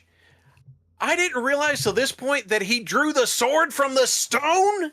And Jordan's laughing from the other end of the house because Rand is kind of a mix. Like there's some Arthurian legend in, and there's some other stuff in. And what did he do? He drew the Yeah. sword from the stone that crowned him the king. And it's all intentional to be there, and it's funny to pick those out sometimes. Yeah. Anyway, please And continue. don't worry, Matt. You'll get to like book 7, and a watery tart will lob a scimitar at him. Mm. Well, you brought this up at the very beginning, but and I've had this conversation with you guys like offline, but it made me nervous when it's like, oh, your books 4, 5, and 6 are like the best of the series. And I'm like, there's 8 more books after book 6. So Yeah. like, if it's Well, like this is the nadir, this is like absolute okay. like peak, it's just all downhill. But being like, oh, it goes from like a 8.5, 9 to like 7.5, 8. I'm like, oh, well, that's not bad. Like Yeah. that's That's that's an okay. accurate way to put it. And by If the way, it's like, I no, said no, that if it's like, 4 no, is my bro. favorite. If it's No, it like, doesn't bro, dive your off a book cliff. looks No, like it is a 9 notice. through 12 are like 4s. I'm It's like, a notice. No, No, it's no. a noticeable decline, but it's going from like it's going from like 8s and 8.5s, topping out at 9s, to going to like 7 and 7.5. So like it is like it's a very noticeable. It's a very I mean, noticeable decline, but it's not like it gets bad. It just never gets as good as it was. It's kind of I like mean, it's kind of like when you read Game of Thrones, and like you get past the first 3 books and you're like, "Oh, this isn't as good anymore." Like that's kind It's of not like that sharp a decline. no, no, no. Game of Thrones, like it really, like the books kind of do suck ass after the first 3, but that's okay. And it's a 14 book series, so I understand that with that much, like you have to run into like pacing issues, and there's got to be stuff that it's like, I don't care about the storyline, and there may be Oh, stuff yeah. in it where it's like this character storyline is fire. There's probably going to be another character storyline where I'm like, how many more chapters of this book do I have to go Yeah, to wrap that's this fair. storyline up before I can get to the cool stuff again? Which that kind of I've already met that point where like I've enjoyed the books, but there are periods I'm like, Queen chapter about Robert that Jordan, never gets okay, better. yeah, and it's like I'm like I was like, Actually, that gets worse because let she me read through just this as quickly as possible. Oh man, Perrin, all right, let's go. book 4 is kind of where book 4 is like if you don't book 4 is like where if you don't hate her by that point, you hate her by book 4, because like book 4 is kind of where book 4 for me is kind of where you can see like book 4 is where you can kind of see how much the characters have grown since they left Edmund's Field, and like especially Rand, you can see how much Rand has grown, but Egwene is not like she's not grown very much. And then she like keeps doing this stuff, and it's like, bitch, like Rand is like got way more important shit on his mind than you have any like comprehension of. You need to stop being like dumb. And like the Yeah. same immature girl from book 1 is kind of like where it becomes noticeable with her. Because Yeah. the problem with her is like the story never requires her to like change or like grow up. It just kind of hands everything to her, and like it gets really annoying because she never has to really face Well, consequences for things. and that now moving on to book 4, that actually is relevant because in the early part of book 4, there. So now Rand is like basically he's in Tyr, and he's basically the ruler of Tyr because now he's the Dragon Reborn. People, have taken him as the ruler, and he is spending time reading and learning about history of everything, and he's being very secretive, but he's devising a plan as the Dragon Reborn. He's got some sort of plan on how he's going to actually defeat the Dark One and what moves he's going to be making, and that frustrates Moraine because she doesn't know what he's thinking. He won't tell her. But there's in his first few chapters, you see him kind of manipulating, where he's like now the ruler of Tyr, and he's reading through stuff, and he's trying to get all this information. And there's some stuff in there with Egwene, and there's a couple things where I'm like, I even messaged you guys. I'm like, what is this? She's being a bitch. Yeah. Where she even says, you see her, Robert Jordan writes her, is like she's all in a huff because Rand, as the Dragon Reborn, can like effortlessly channel stuff and doesn't really know what he's doing. And she's like frustrated, and she's like being pissy, where it's like, why is he so powerful? In the true Yeah. and everything like that. And it's like upset that he is able to do so much more. And it's like, this is like complaining about Jesus. It's like, why? Yeah. How come Jesus can turn She's water a into wine, power. not She's me? just It's she's like, power hungry. Like she's like one of the So most she power is, but hungry it's not. characters in It the doesn't. book. It makes me as the reader be like, I don't like this character. I already didn't like this Oh, character she's gonna because it's just like wait. She's gonna do she's so something. She's gonna do something irredeemably terrible in a future book. so here's what I'm going to say about Egwene. Yes, she is a terrible person. She is well written to be a terrible person. That's Like why there the and Jordan two. did a good job of having a central character who is an awful person and doing a good job with it.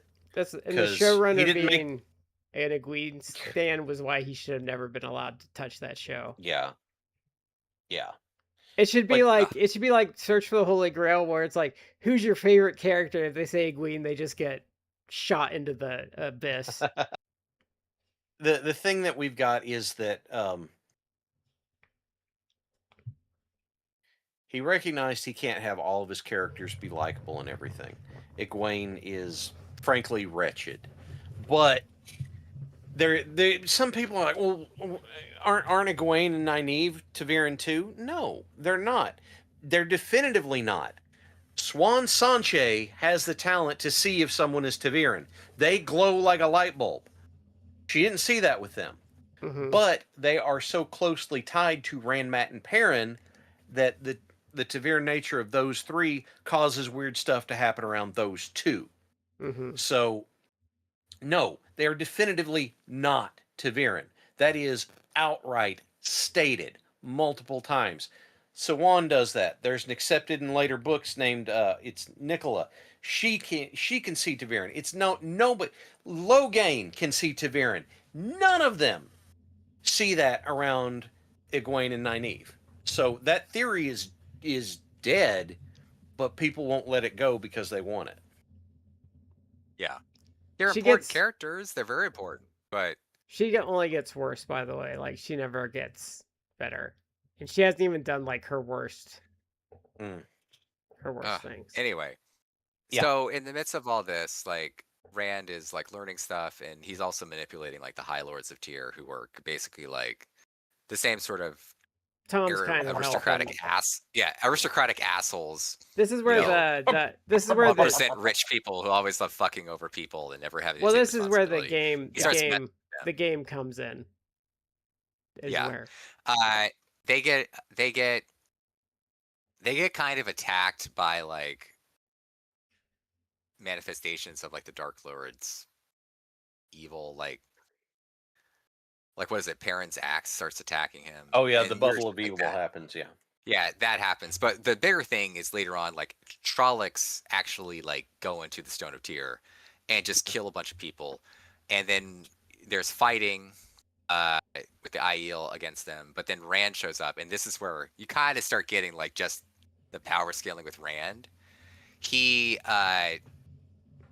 winds up using Kalendor and just kind of channeling and just fucking wipes out the Trollocs and like just like that.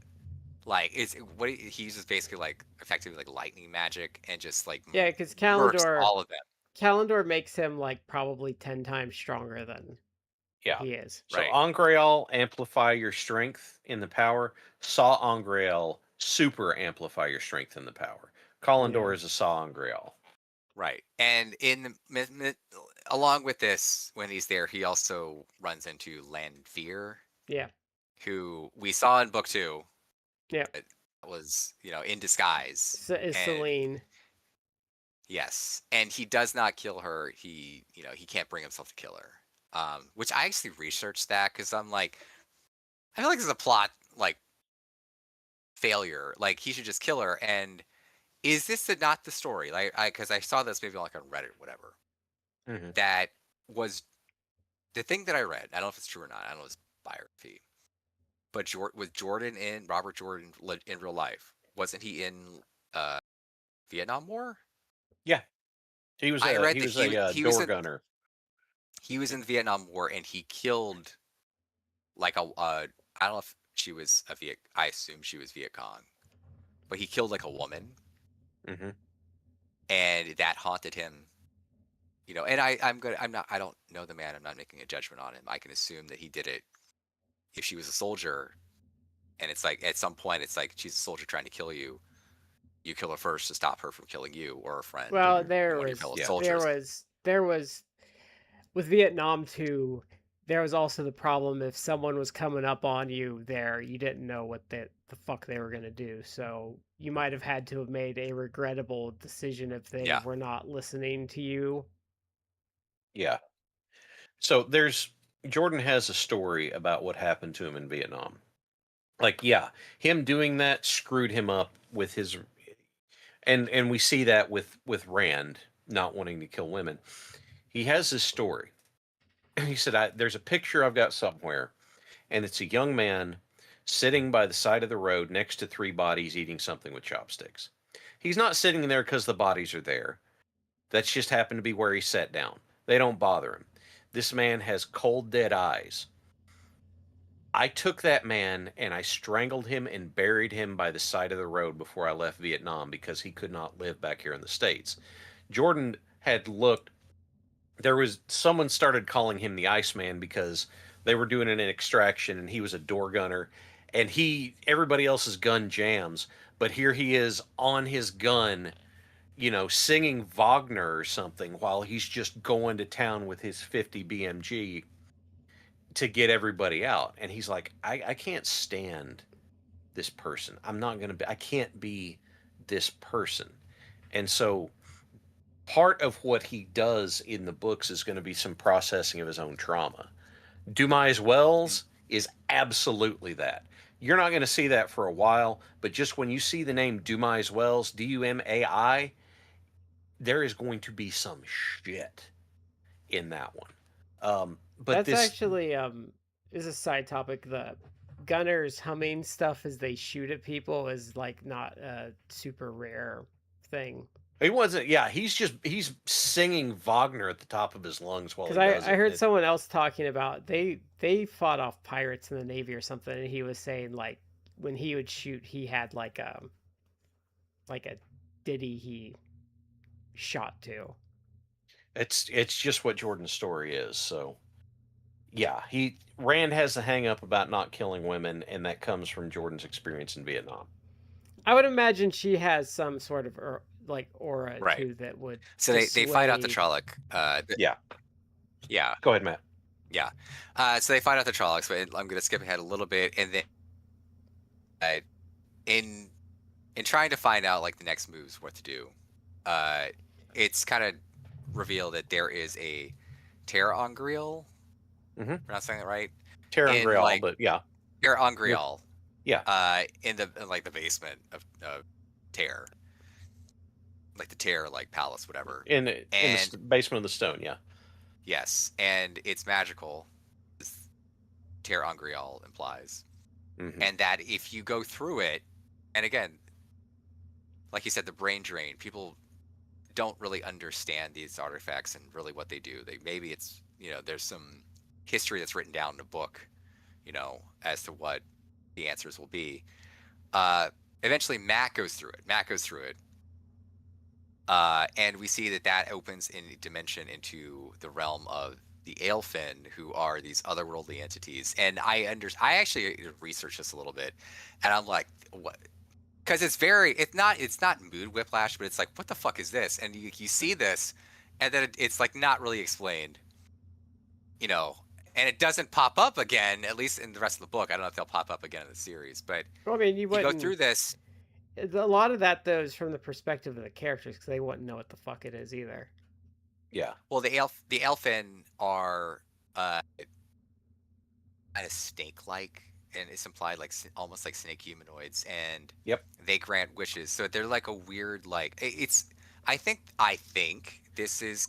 I assume this is Jordan's kind of take on like the old Fey folk, Banshee, Leprechaun, like something like take on that. Yep. But Matt goes through and they ask him questions. He doesn't know that it's like they have their own rules and they're kind of almost playing a game with him. And long way around, they tell him that he must go to, how am I pronouncing this? Ruadine? Yep. Yes. Yeah. Ruadine, is that how you, is that right? Hang on. Let me make sure. Because in my It's head, close I in- had said it's close. Ruidion. Oh, it's But- Ruidion. Ruidion. Yeah, it's Ruidion. Yeah. Ruidion. It's one of those weird old tongue words where every Ridion? letter in it. Yeah. Ruidion. Yeah. Ruidion. Yeah. Okay. Yes. He must go to Ruidion. Matt is told he must go Yeah. to Ruidion or die. Yes. And then when he's also there, as he's like getting out, he sees that both Rand and Moraine have also actually entered in there Mm-hmm. to get the same kind of like information. I guess you can. I think you can ask like 3 questions or you get 3 answers, something like that. Rand and Moraine have done that. They went inside and they don't share what they were told. But they're kind of in keeping with like Rand and his acquiring information about how to fight the Dark One and when, and things he needs to do. It's implied like it was kind of focused on that. But when Matt went in there and everything, the fact that Matt and Rand, the Dragon Reborn, were both in there at the same time, like the Elfin kind of like freak out, and it's like, whoa, this is like too much. And so everyone has to get out of the Elfin world. But we hear all that, like he's got to go to Ruidian or die. What is that about? Anyway, Perrin and Loyal and Fail, Mhm. they hear that there's issues at the Two Rivers. Is it they hear issue at the Two Rivers with the White Cloaks, right? Yep. Okay, so Perrin's like, I gotta go home.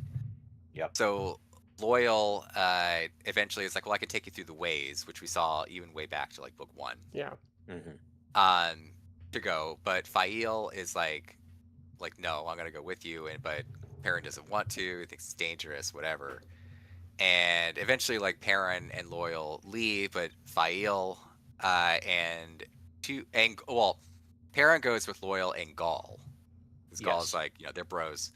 And then Fail and 2 other two female Aiel go with her.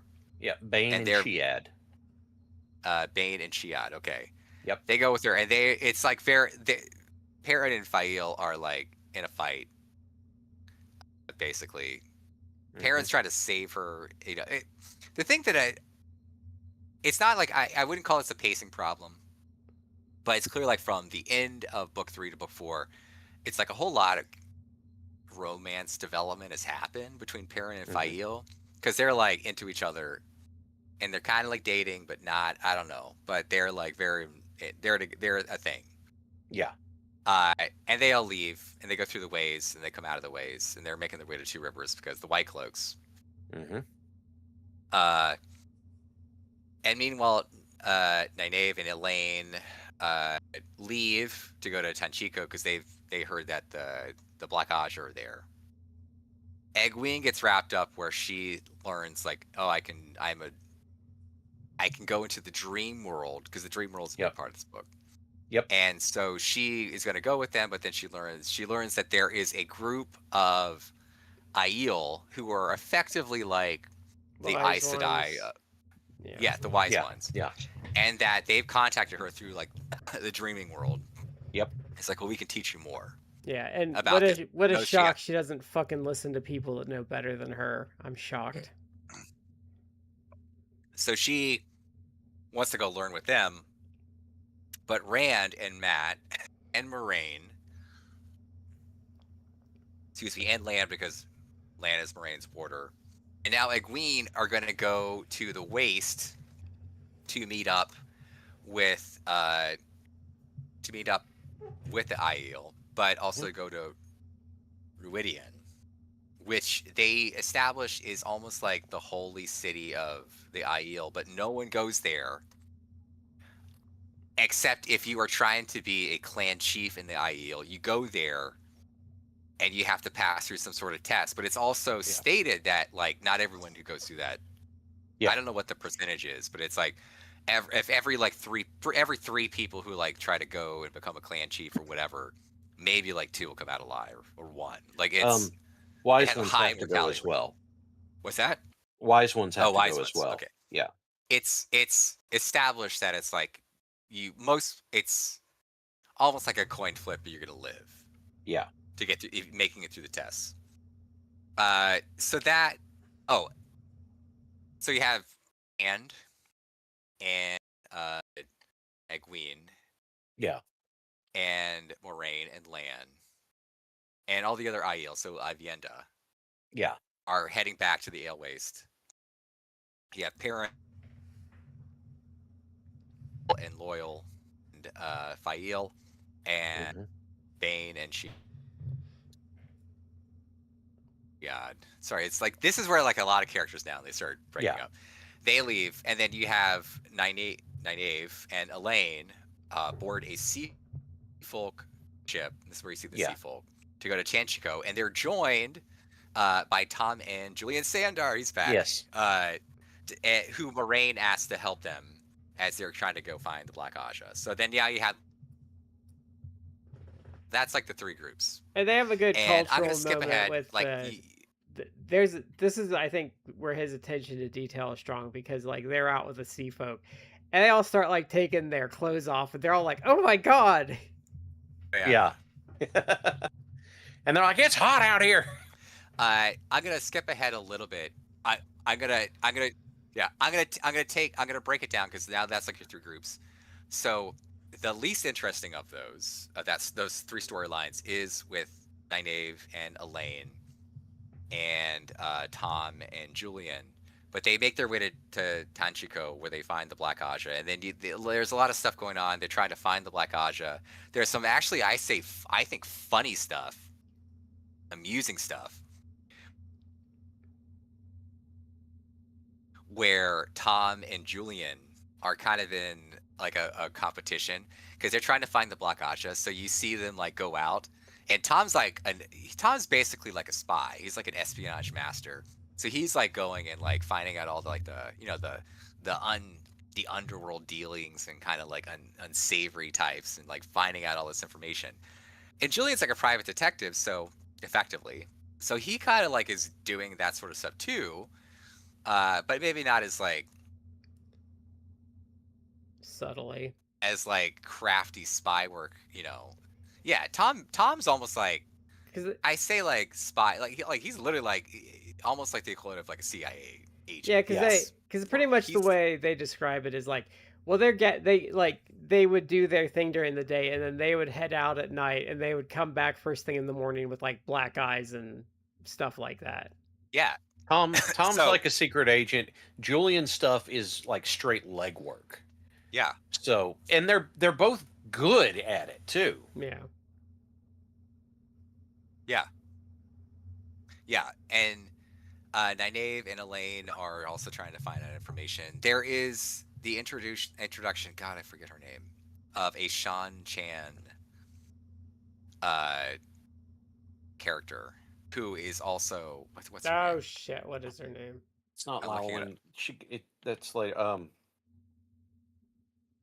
Start it. with a D. Does it start with a D? Hang on. I know who it is. Yeah, I do too. Aginin.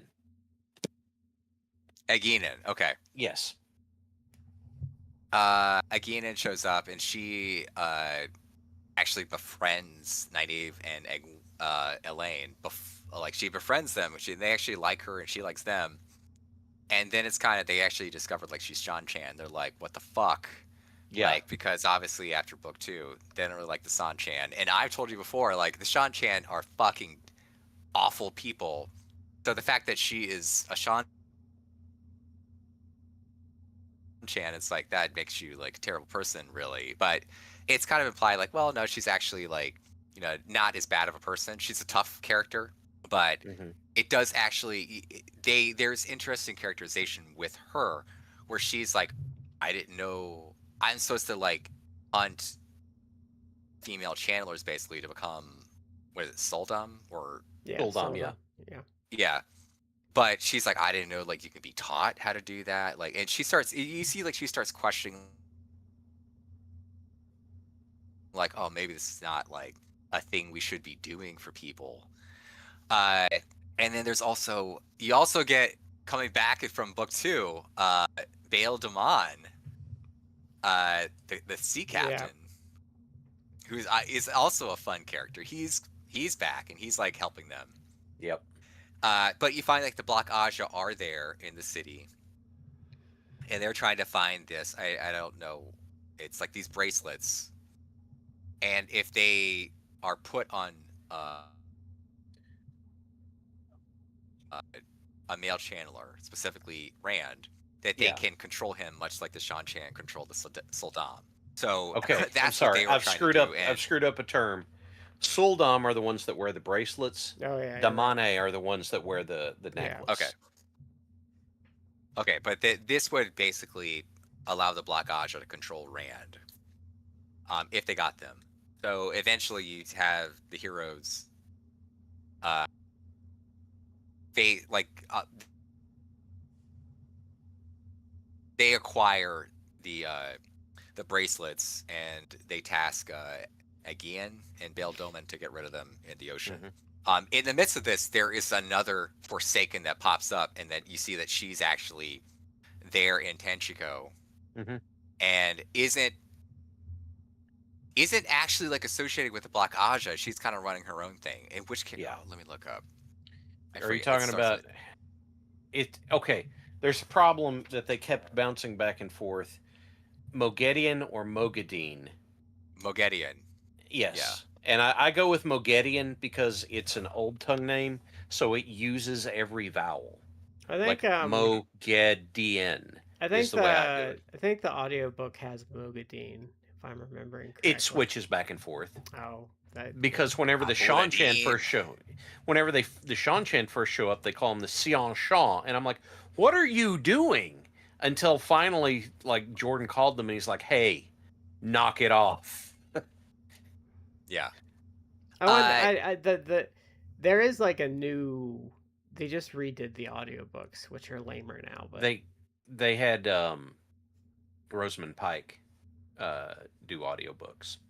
Yeah, I don't like. I just like the originals. Yeah. Anyway, Moghedien is there, and it's like she's not actually like leading the Black Aja or anything. She's kind of running. He and Nynaeve like duel with each other, and what I actually thought was interesting is that Nynaeve like holds her own and almost beats her, which to me is, I don't know what Jordan was trying to do, but it's to me, I was like, oh, like it's almost like a backhanded thing to one of his own characters, Egwene, because it's like Nynaeve, they have this whole thing where she is bad at channeling unless she's pissed off. Then she can channel really well. but there's like this block where she can't really do it Yep. that much unless she's like annoyed or angry. But here she is facing literally a Forsaken, and she's going toe to toe with her, which is like at her level. She's not even a full Aes Sedai. It's Yeah. like that's impressive. Which Yeah. again, I can see why they are not Ivorine or whatever, however that's pronounced. But I can see where some people are like they should be. It's like, well, yeah, you have this character Nynaeve at least, who it's like she's going toe to toe with a Forsaken who were like basically superhuman. Yeah. They're like, not to bring it into the world of like comic books, but they're like super villains, like with superhuman powers, like level.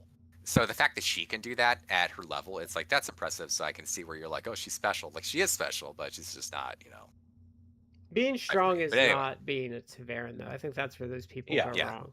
Yeah, they're wrong. See, the thing with Nynaeve is she specifically is like the strongest channeler anyone has seen in the last 100 years. And she's not even at her full power yet because she hasn't reached her full potential. And she kind of borked herself because she got older, so she had to because the thing is where like a Wilder is unique is because a lot of them just blow themselves up. Yeah. The Wilders that persist have a block. It just happens because or they burn themselves out. Yeah. I mean, if they persist, they have a block. And what happens is that those are only the specific conditions they think are necessary for it. That's a common thing for Wilders. Nynaeve's is weird because everyone's like, okay, being wildly pissed off is like the antithesis of what it is to embrace the source for women. And Nynaeve's like, whatever.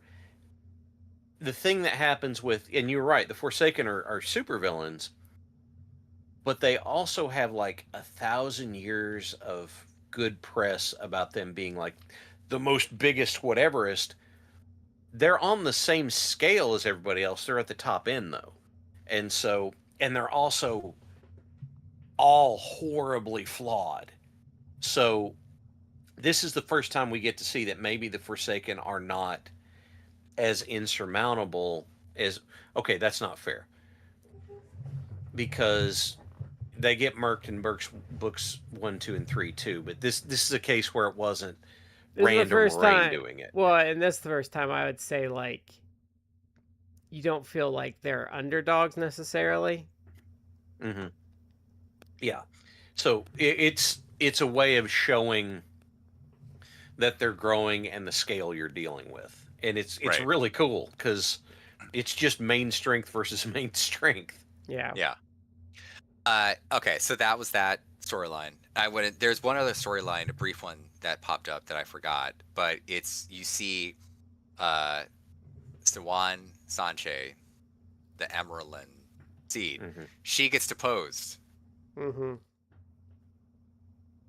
by Elida, who was from book 1, the Red Aja that was associated with Elaine's mom, Morghese, and is a total bitch, from season 1. And a buffoon. Season, book 1. Yes. And she not only deposes Siwan, but she gentles her. It's stills. Yeah, still. Yeah. Women, it's stills. Her and her right-handed woman, Leanne, so they can't, use the true source magic anymore. But Min, who is there kind of like in disguise, like as, an agent of Siwan, she helps the two of them escape along with the help of Oras, the head cook. And that's awesome because in previously in the books, they have when Nynaeve and Egwene and Elaine are all kind of being like punished as like a front by Siwan. She sends them to be like, gullery maids in the kitchen by Laris, and Laris is kind of presented as this like hard ass, like, just mean, tough taskmaster in the kitchens. But what I love what Jordan does, because he does subtle, like it's not, I won't say a throwaway character, but it's a very minor character. but he throws in like little character development with her that actually make her awesome and make her an incredibly well-rounded character, because Yeah. she's presented as like this like tough hard ass, like, oh no, she's going to be unpleasant, they're not going to enjoy their time. And this woman, who's not, I think she's not an actual Aes Sedai, she's just like a No. regular person, but she stands up to the Amerlin. She doesn't know like why they're being sent there, that's all like a cover, but she's like, look, why are you sending them to me? Because if you want me to break them, it's like I'm not gonna do it. And Yeah. it's like, that's a little detail, but it's like, yeah, this tough like hard ass that you're thinking like it's gonna be like the like 80s movies where it's like they're, you know, gonna be a monster to Yeah. these people. She's like, at the end of the day, she's like, look, I'm tough, but what's your end game here? Because if you want me to break them, I'm not gonna do it. Like Yeah. I'm not gonna like ruin their lives and make their lives a living hell. That's not who I am. And then Yeah. here we are. See, Sawan and her friend are still like, Min's trying to let them go. Laris is like, I will sneak you guys out of the White Yep. Tower. Like, let's go. And it's like, if she gets caught, it's implied like horrible things that happen to her. It maybe even put to death for helping them escape. She still does it. It's the whole. It's literally it's a trope that's seen throughout everything, but it's who you are. You know who you are in the dark. Like this person, like, Yeah. ooh, this is who she was. This is her like defining. It's like someone needs help. This hard ass. Let me help them. So they escape. They escape the White Tower, and then as they leave, who do they see? Like Logain, who has been gentled, and he joins up with them. So I'm excited because I'm sure like that he's going to be He's important. a bigger character going forward, when it's like he was mentioned in book 1, had a brief appearance in book 1, and then doesn't show up since then, but now he shows up again. I'm like, oh, that's interesting. He's All right, important. So we have 2 more storylines. I swear I'm gonna try to get through this really quickly. I'm actually gonna skip to Rand, because Rand goes to Rui. He goes to Ale Waste with Moraine and the Aiel and Matt, and he goes to Ruideen and with Matt, and Matt goes because it's like, well, I was told like I need to go or I'll die. So they go there, and then Moraine goes into Ruideen too, and for some reason, and it's not really, I think, yet in the book implied like what she gets out of coming out of it. Right? I don't really feel like they discussed that. Wait, say again. I'm sorry. When Moraine goes on her vision quest. Oh, yes. no, they don't really, they don't divulge that. She doesn't talk about it. They don't. But they go, and Matt goes in because he's told like you need to go or die. And so he goes, and when he goes, he enters in through another doorway, the Turagiel again. Angiel. Angreal. Angreal. Yes. Yes. But this time it's not the Aelfin, right? It's the Eelfin? How do you pronounce it? Yes. You've got it right. There's the Aelfin and the Eelfin. Eelfin, who are different. These are like, whereas before they were like snake people, these are like fox people. And they're, but you would think like that the reptile people would be worse, but they're not, kind of. And this is like a weird example again of the trope, like blue and orange morality. Like they have a different morality than human beings, but they are presented as more sinister. And he goes through it, he comes back, but he makes a deal with them. But what happens is how they perceive like what he's asking them to do, or the payment for him, what he gets is when he comes back out, which you find later, like they hang him from he's hanging like almost to his death. And eventually Rand like finds him, saves his life, and he gets better. But when he comes out of it, there's at least 2 things that we know of, I think. One, he has like this like sphere that he comes back with, the Ashendare. and then there's also, he comes back, and it's not really explained, I think, yet. I'm sure it will be in later books, but he now knows things. I think he like starts Yep. mentioning like you see like he starts a couple times in the rest of the book popping up where it's like it's almost like he has memories.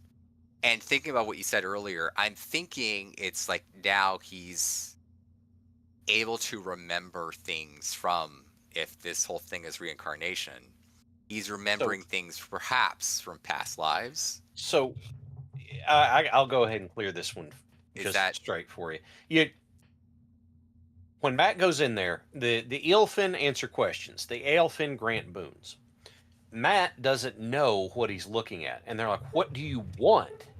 And he goes, "I want a way to be free of Aes Sedai. I want these bloody holes in my memory filled, and I want a way out of here."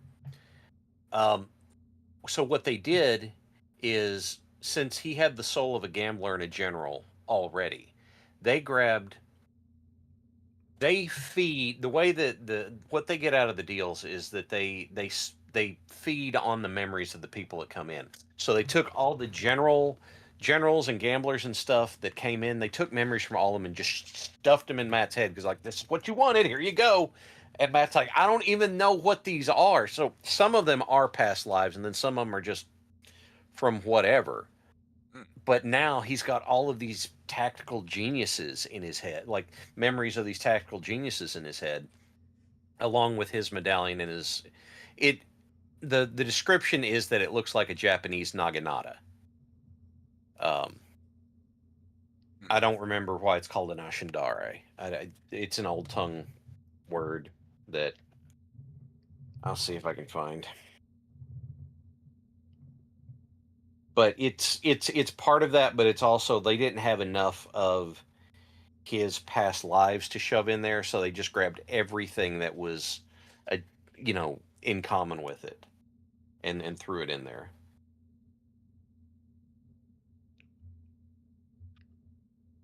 Okay. Well, that's him. But Rand, let me go back to Rand. Mm-hmm.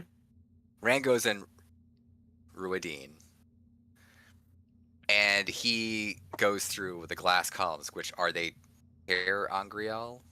Yes. Okay. And this is what you see, like this is the test that the clan chieftains and the wise ones have to go through, and how some of them do not survive. And what is it? It's basically you see he goes through it. It's like it's not just like he can run through the columns. It's like every step he's like moving in slow motion because every step he takes, you see him starting from like the present. You start going back through time, and you see the history of the Aiel, and you see how as they are now all the way to the beginning. And when I read it's like it goes over the course of I think like 2 chapters. And when I read it at first I was like, I don't understand what's happening here. And then it dawned on me, it's like, oh shit, they're showing the Aiel and they're going backwards in time and seeing how, and you see the progression from like every generation up to the beginning, and you see how the people that we've seen in the past in other books, the Tinkerers, who are these Mm-hmm. pacifists like hippies, Yep. that is who the Way of the Leaf, that is who the Aiel actually started as. But Yep. more than that, they were extreme pacifist, and they were servants of the Aes Sedai. Yep. And after the breaking of the world, uh, people turned on them and started killing them because these are sort of the Aes Sedai, and Aes Sedai were like, they were basically everyone hated on them because why wouldn't they? Because the male Aes Sedai went crazy. Yeah. And this is actually where 3 books before it's like, oh, the breaking of the world, the breaking of the world. I didn't really get it. Yeah. And all this no male channels, and it's like, oh, they went crazy. I didn't get it. But then with these chapters, I understood. I'm like, oh shit! It effectively, and I hate going to keep using like the comic book analogy, but it's basically like, what if you have Superman, right? Like Mm-hmm. super powerful, like God among like human Yep. beings, God of the world. What if one day he decided like, yeah, I'm evil now, and just starts or went crazy, and he just starts fucking tearing up shit? Who's gonna stop him? That's Well, kind not of many the people. conceit of Injustice. Yeah. Right. Because in that, like, Joker kills Lois But Lane and he goes in this world, it's like cuckoo. they right. But male Aes Sedai basically are, I say Superman, but like super powered, Yeah. incredible like mages. And it's also established in this that mages, Aes Sedai, male or female, that the power, they don't live normal human lives. They have extended lives. Mhm. So if the normal lifespan of a human being in this world, let's say it's 70, 80 years, you lived a ripe old age, it could be like 400, 500 years or Yep. more, depending on how powerful you are, but it could be like hundreds of years. So when male channelers went crazy, it's like they went crazy and they were basically walking weapons of mass destruction. Yep. So if they weren't gentled or killed, they could raid terror upon the world for decades, That's hundreds of years. that's one of the I think you get into it a little more in book 5, but like with Swan and stuff, because they got stilled, they lose that ageless quality that an Aes Sedai has. So like when you Yeah. see her in the next book, she's super young. She's like younger looking than like the main characters now, because Yeah. she's like a 20-year-old now. Yeah. Who? Swan. Swan. Swan? Oh, wow. Swan Yeah, and she's Lyanna. gonna like that'll happen more when they get more into them. But she looks super young now. She's like 19, 20, 21 Yeah. looking. Because wow. you revert when you get stilled, you revert Anyway, to the you pretty this, much like- when you get stilled, you pretty much revert to the age that you were when you became a full-blown Aes Sedai. That's kind of how that goes. Yeah. But to me, that really struck me. It's like, oh, now I understand why the breaking of the world was such a big thing, and how it literally was like you had a bunch of superhuman, super-powered male mages running around, devastating the world. And not just like, oh, like, I'm gonna like go into a town and like shoot, like Star Wars, like here's some force lightning, force light. It's like, no, they could literally like some of the more powerful male channelers could be like, they're crazy. So it's like, I'm gonna cause an earthquake and devastate that nation right there, boom, and literally like tear up swaths of like, and so until they were actually, they could devastate entire like nations. Yep. In the blink of an eye if they wanted to, and they would do that because they were crazy. It wasn't even like necessarily even like evil thing. They were just like, that makes sense for me to wipe out this town today. Like that seems like a good thing. Yeah. Then I'll go have breakfast. It's like they're crazy because they had the taint of the Dark One. Because that's making them crazy. That's kind of something that they'll get into more, but like part of the reason Rand is not as affected by it is because of like how he learned like the void, like learning that taught him how to like kind of put the taint separate from himself. Like he'll have his cuckoo banana moments, but that's kind of why he's been fairly resistant to it. It's a it's Rand using the void helps him resist it some, but the truth is that the taint is it gets you no matter what. Like it's going to. And Jordan does a great job with that because he does mention several times that it's like every time Rand uses the power, like even he is able to, when he uses the void, he's able to help diminish the effects. But every time he uses, was it Sidar? Like uses the true source, which the male version of the true source is tainted by the Dark One. That's why it's driven the male and he channeler describes is crazy. He describes it as feeling gross, like when he uses it. And that's the thing. It's like it's a revulsion. It's like it makes him feel My favorite words that he uses are ill after everything because it's like he could feel the taint like corrupting him. My favorite phrase is torrent of filth. It's like, God, that's just so descriptive. But this conceptualized to me finally like the breaking of the world and how big of a deal it was.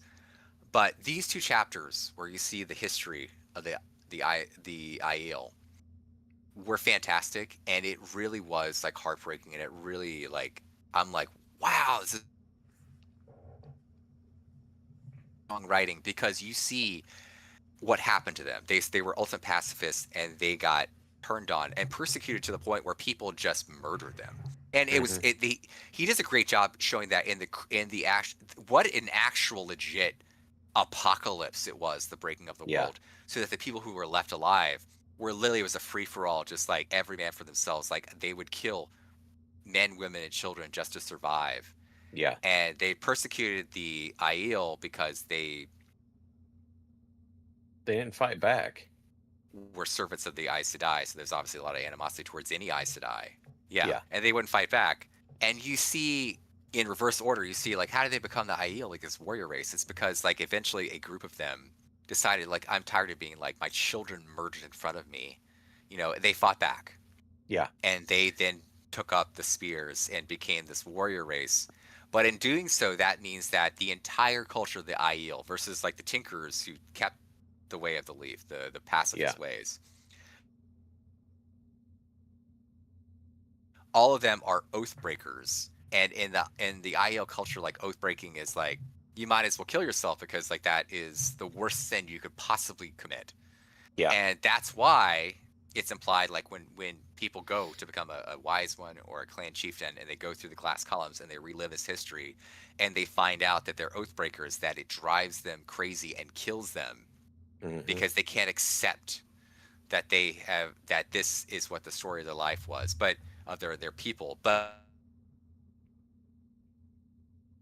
in these two chapters, when you wrote in reverse order, you see how they came to be. It is amazing. It's strong writing. It is a tragic story, because you see like a good, honest people, and it's like they've become this warrior race. And so far in the books, it's like, yeah, man, these guys are like the Klingons of this world. They're like tough badasses. And you see, actually, that's a problem. Like, they were good people, and this is like they are basically a debased, ruined people, effectively, from where they Yeah. started at. Yep. But this was what they had to choose to survive. Yeah. And there are like that When glass Rand makes it columns. through, he survives. He Yeah. gets.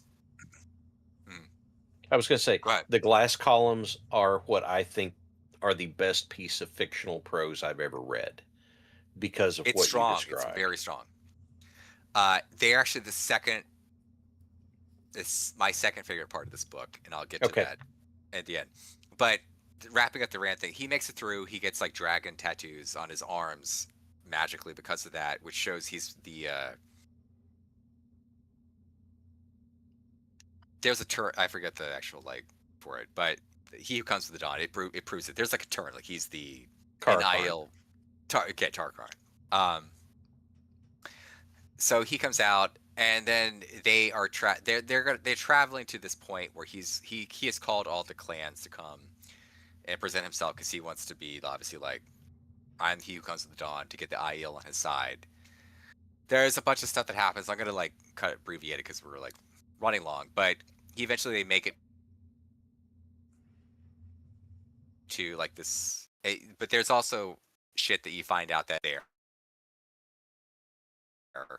with another Forsaken. Who's the Forsaken? Oh, probably off the top of your head. Asmodean?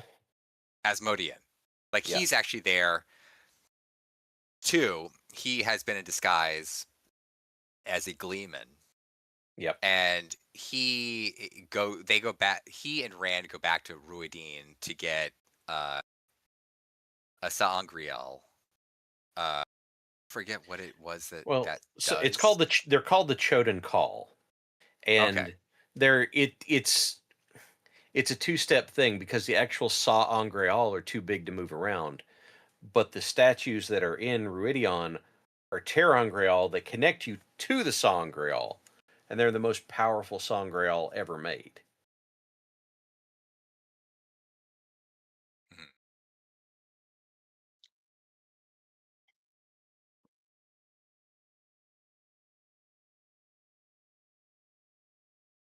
Go ahead.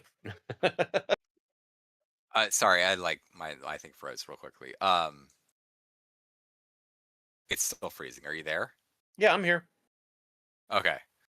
My screen is like We've you're had frozen, that but we've had that happen occasionally with you, but it's not been a big deal. I think it's like my connection. I'm not sure, but anyway. Eh, So Asmodee and Rand fight. yep. And this is at the very end of the book. I've skipped the parent stuff. I'm gonna get to that in a second. Yeah. They fight, and I actually thought Jordan did a good job because it's like you could clearly see like this is what actually like channel high level channelers. It's like it's a superhero battle. Like they're Hmm. lobbing like magic and shit at each other. But Rand actually is able to see Asmodean's connection to the Dark One and his ability to channel, and he like Yep. cuts it off. And Asmodean is basically like effectively like powerless. And then Lanfear appears and uses her abilities to give a trickle of power to Asmodean, connect him So back a little bit to yeah, right. Rand shielded Asmodean and cut his connection to the Dark One. Lanfear takes over the shield and then does what you said with like the weave where it just lets a little bit through. And Yes, and then effectively trapping him. right, and then I thought Jordan does a good job with her because it kind of implies that she's running her own game, even past the Dark One. Yeah. But she basically says like goes to Asmodee and is like, I'm giving you a little bit of power left, so that you can then now like mentor Rand and teach Yep. him, how to channel. So that's how they leave, and Asmodee doesn't really want to. But it's also implied that Asmodee is not. He's more of an opportunistic Forsaken versus Yeah. just like, twirling my mustache comically evil like a lot of the other Forsaken are. Yeah. But that was interesting stuff. I thought that the Rand stuff again, the glass columns chapters were fantastic. But to go back, there's what's the last of the storyline? This is the one it's not as big, I guess, in story progressing as the Rand stuff. But it's Perrin. Perrin goes back to the Two Rivers. He goes back with Fael, Jad, the other Bane, everybody, yeah.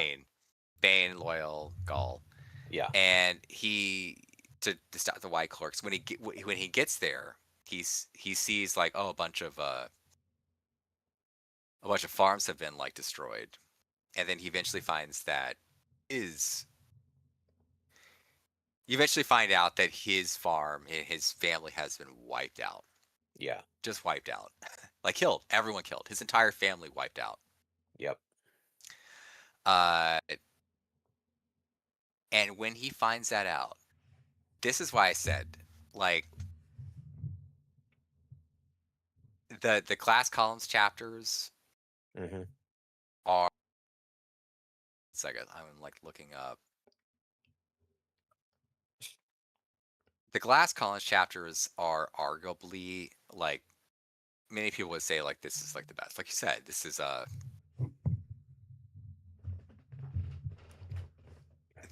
but to me the chapter where Aaron finds out that his family is dead Yeah. is to me was my favorite chapter, and it hit me.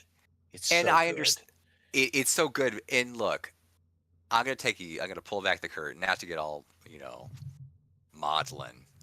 Yeah. But it's been 10 years. It's 10 literally to this year. 10 years to the date. My mom passed away. Mm-hmm. And I still miss my mom. I love my mom. Like it is like a wound that heals but doesn't. Yeah. So there's a thing in this where when his entire family's gone. Yeah. But he's told like your family got wiped out. We buried her. We buried your family under like an apple tree. Yeah. And he has the blue screen of death. Like he utterly disassociates. moment. Yeah. Cannot think. He disassociates. He cannot think. Like they told it, he just like shuts down. And Jordan has him. He keeps repeating. It's like my mom. Like my mom loved the smell of apple blossoms. Like he just keeps defaulting to that, and he just breaks down. And Fail like comforts him, and this is where Yeah. it's like a very tender thing because they've been fighting. They've been fighting for chapters now, several chapters, where they're like and like bitterly fight. Well, at least on Fael's part, like she's like pissed off at him and I mean, they're going back and forth at each other really everything hard. like that.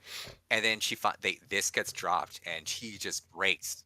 Yes, but this breaks him, and she drops everything, and it's like her first instinct: this is my man. This is the worst thing Yeah. that's gonna fucking happen to him. I gotta comfort him. Yeah. And it is such a powerful piece of writing Yeah. because you see the heartbreak, and then what happens after this. You see that the White Cloaks, yes, it wasn't. It was the White Cloaks, but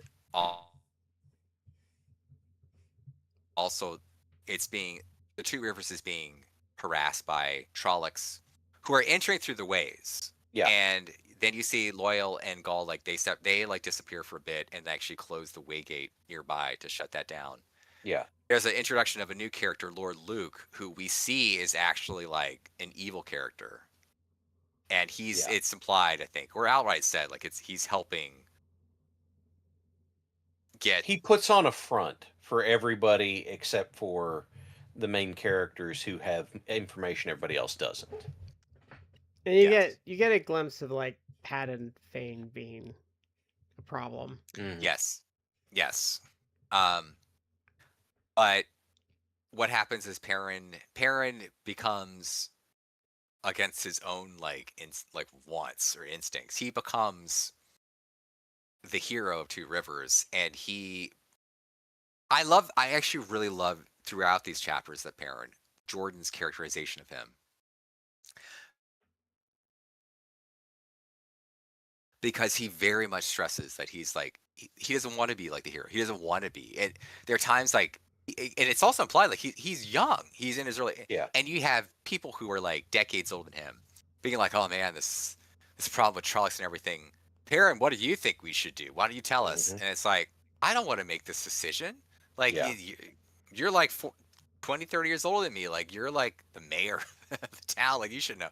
It's like, "Oh man, Perrin, that's what we should do with this." It's like, no, he doesn't. He fights against it, but he is exceptionally good at this. He winds up being like, we should do this, we should do that. Like we need to fight. Like, and so Perrin becomes basically the hero. He becomes effectively the general of these forces. Yep. And it builds towards the Trollocs and Fades attacking the Two Rivers, and Perrin leading the fight against them. And they built up everything. I thought that the battle would be a little bigger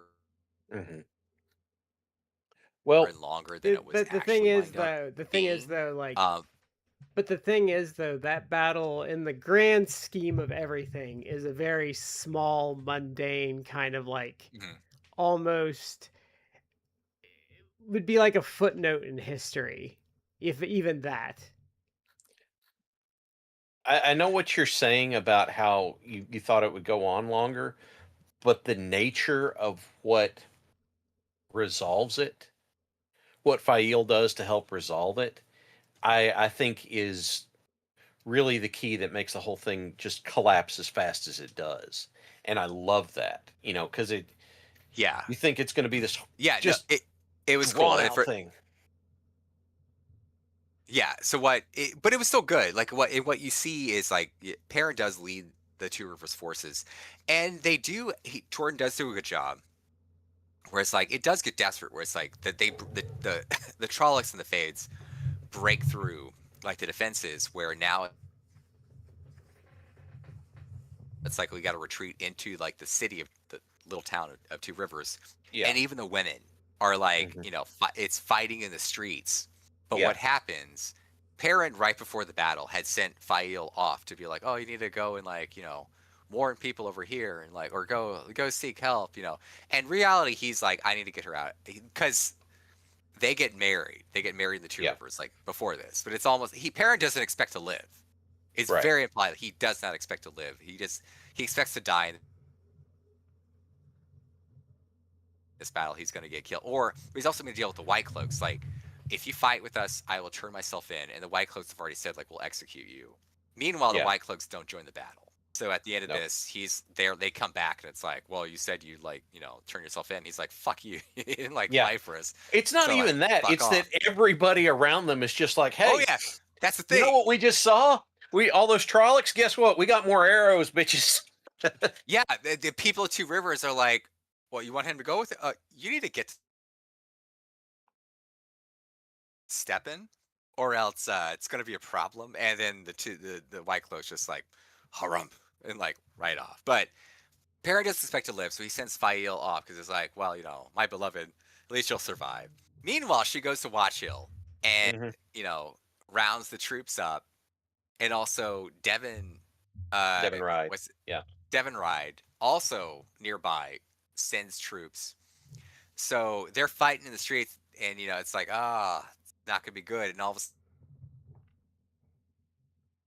sudden, here comes Fael, big damn heroes. And Hmm. they just come and from behind attack the Trollocs in the Fade, and it's like, boom. They all get wiped out. Happy moment. But I love the parent sections because it was such strong characterization and it made me love the Yeah. character. Like I liked Perrin before, but this book in particular, I was like, dude, this dude's awesome. Yeah. And the chapter again, very personal to me because I've lost my mom. But when he Hmm. lost the writing, I was I like, damn, like I wasn't familiar with your game, Robert Jordan, even though I've read stuff that he's written, obviously for 4 books, and I thought it was good. And the Yeah. glass No, columns had that happened before. I love that that that can chapter the happen best. with an author like it's funny you mentioned that because Shad and I just had a side conversation a couple days ago because I'm reading the Stormlight archive, and he and I'd had some conversation. We even talked about it on the show, and I got to this section in the second book, and I told I messaged Shad, I'm like, that is the first thing in this entire book series that like elevated itself to like being amazing. Yeah. You just that it's that moment where you're just like, hell yeah. Yeah. Yeah. Yep. Agreed. So, long story short, I love the book. If I had to rank them, so if I got to do my rankings, and it makes by the time we get to like book 10 or something, I don't know, but I'm still thrown off by it's like, well, after book 6, it dips in quality. I understand it's like, well, it dips a little bit, not huge, Yeah. but to me, I would probably rank book 4 number 1, then probably book 2, then book 3. Although I didn't really care for book 3 that much. Then book 1, book 1 and 3 like are roughly in the same, and I that's only think. because book 1 had a lot of like early installment weirdness, where it's like I Yeah. think he was still trying to like Yeah. figure Sort some out what he stuff wanted out. to do. I'd Yeah, say for me it's 3, 4, 2, 1 is how I would do it. Book 4 is my favorite in the series. I know I've said that before, but Matt just hit on why. Glass columns and the Two Rivers story. I just love them. And yeah, Jordan exhibits such an understanding for how grief hits and how and the I'm going to be honest, brilliant way of telling the history backwards and the characterization we get where Fael and Perrin are fighting so viciously with each other because who are the worst fights with? The people you care about because y'all know each other's weak points and stuff. And then what happens is in that moment where she's taking care of him while he's falling apart, the dynamic shifts. And in the course of it, Perrin learns that Fael is actually not just a lady, but like a really high ranking noble. And oh she's yeah, like, no, no. And he's like, good God, what are you doing running around with me? And she goes, well, yeah, that'd be because I love you. That's what that is. And it's, there's just, like you said, so much great character work that happens here. And Perrin doing what he just says, I'm doing what needs to be done. And of course it does. But since he's the one doing it, everyone's listening to him. And that's how where Matt's Taviran nature is luck, Perrin's Taviran nature is drawing people to him, the people he needs, and that's what you see happen like a proto version through this. I yeah, I just adore this book because it does so much so well that oh god, it hits on like all cylinders for me. Well, I think that I is about it for this show. Um, What was your last thought, Matt? no, I last thing was like we talked about pacing. Like I thought his pacing like throughout was fantastic. Like this is the first book I'm like the pacing is actually on par. Yeah. Yeah. he had more directions, I think, to send everyone in for this book than the other ones. Because in the other books, they had to kind of reconverge. In this one, they did not have to, like, Yeah, he didn't have to get everybody back together. yeah. Yeah. But that is it for this episode. I think we'll probably be back, I'm guessing, spring or summer with book 5 and 6 next year. Maybe we might do 5 and 6 individually because those books are more complicated. But Mm. but we'll be back. We plan to do the whole series if we have a show that long. But yeah, so that's what we're planning to do. But thank you for watching as always. We appreciate everyone that stops by and chats with us. This has been Matt, Shad, and Brad. We've been in 3 corners, and you've been in the 4th, and we will catch you next time.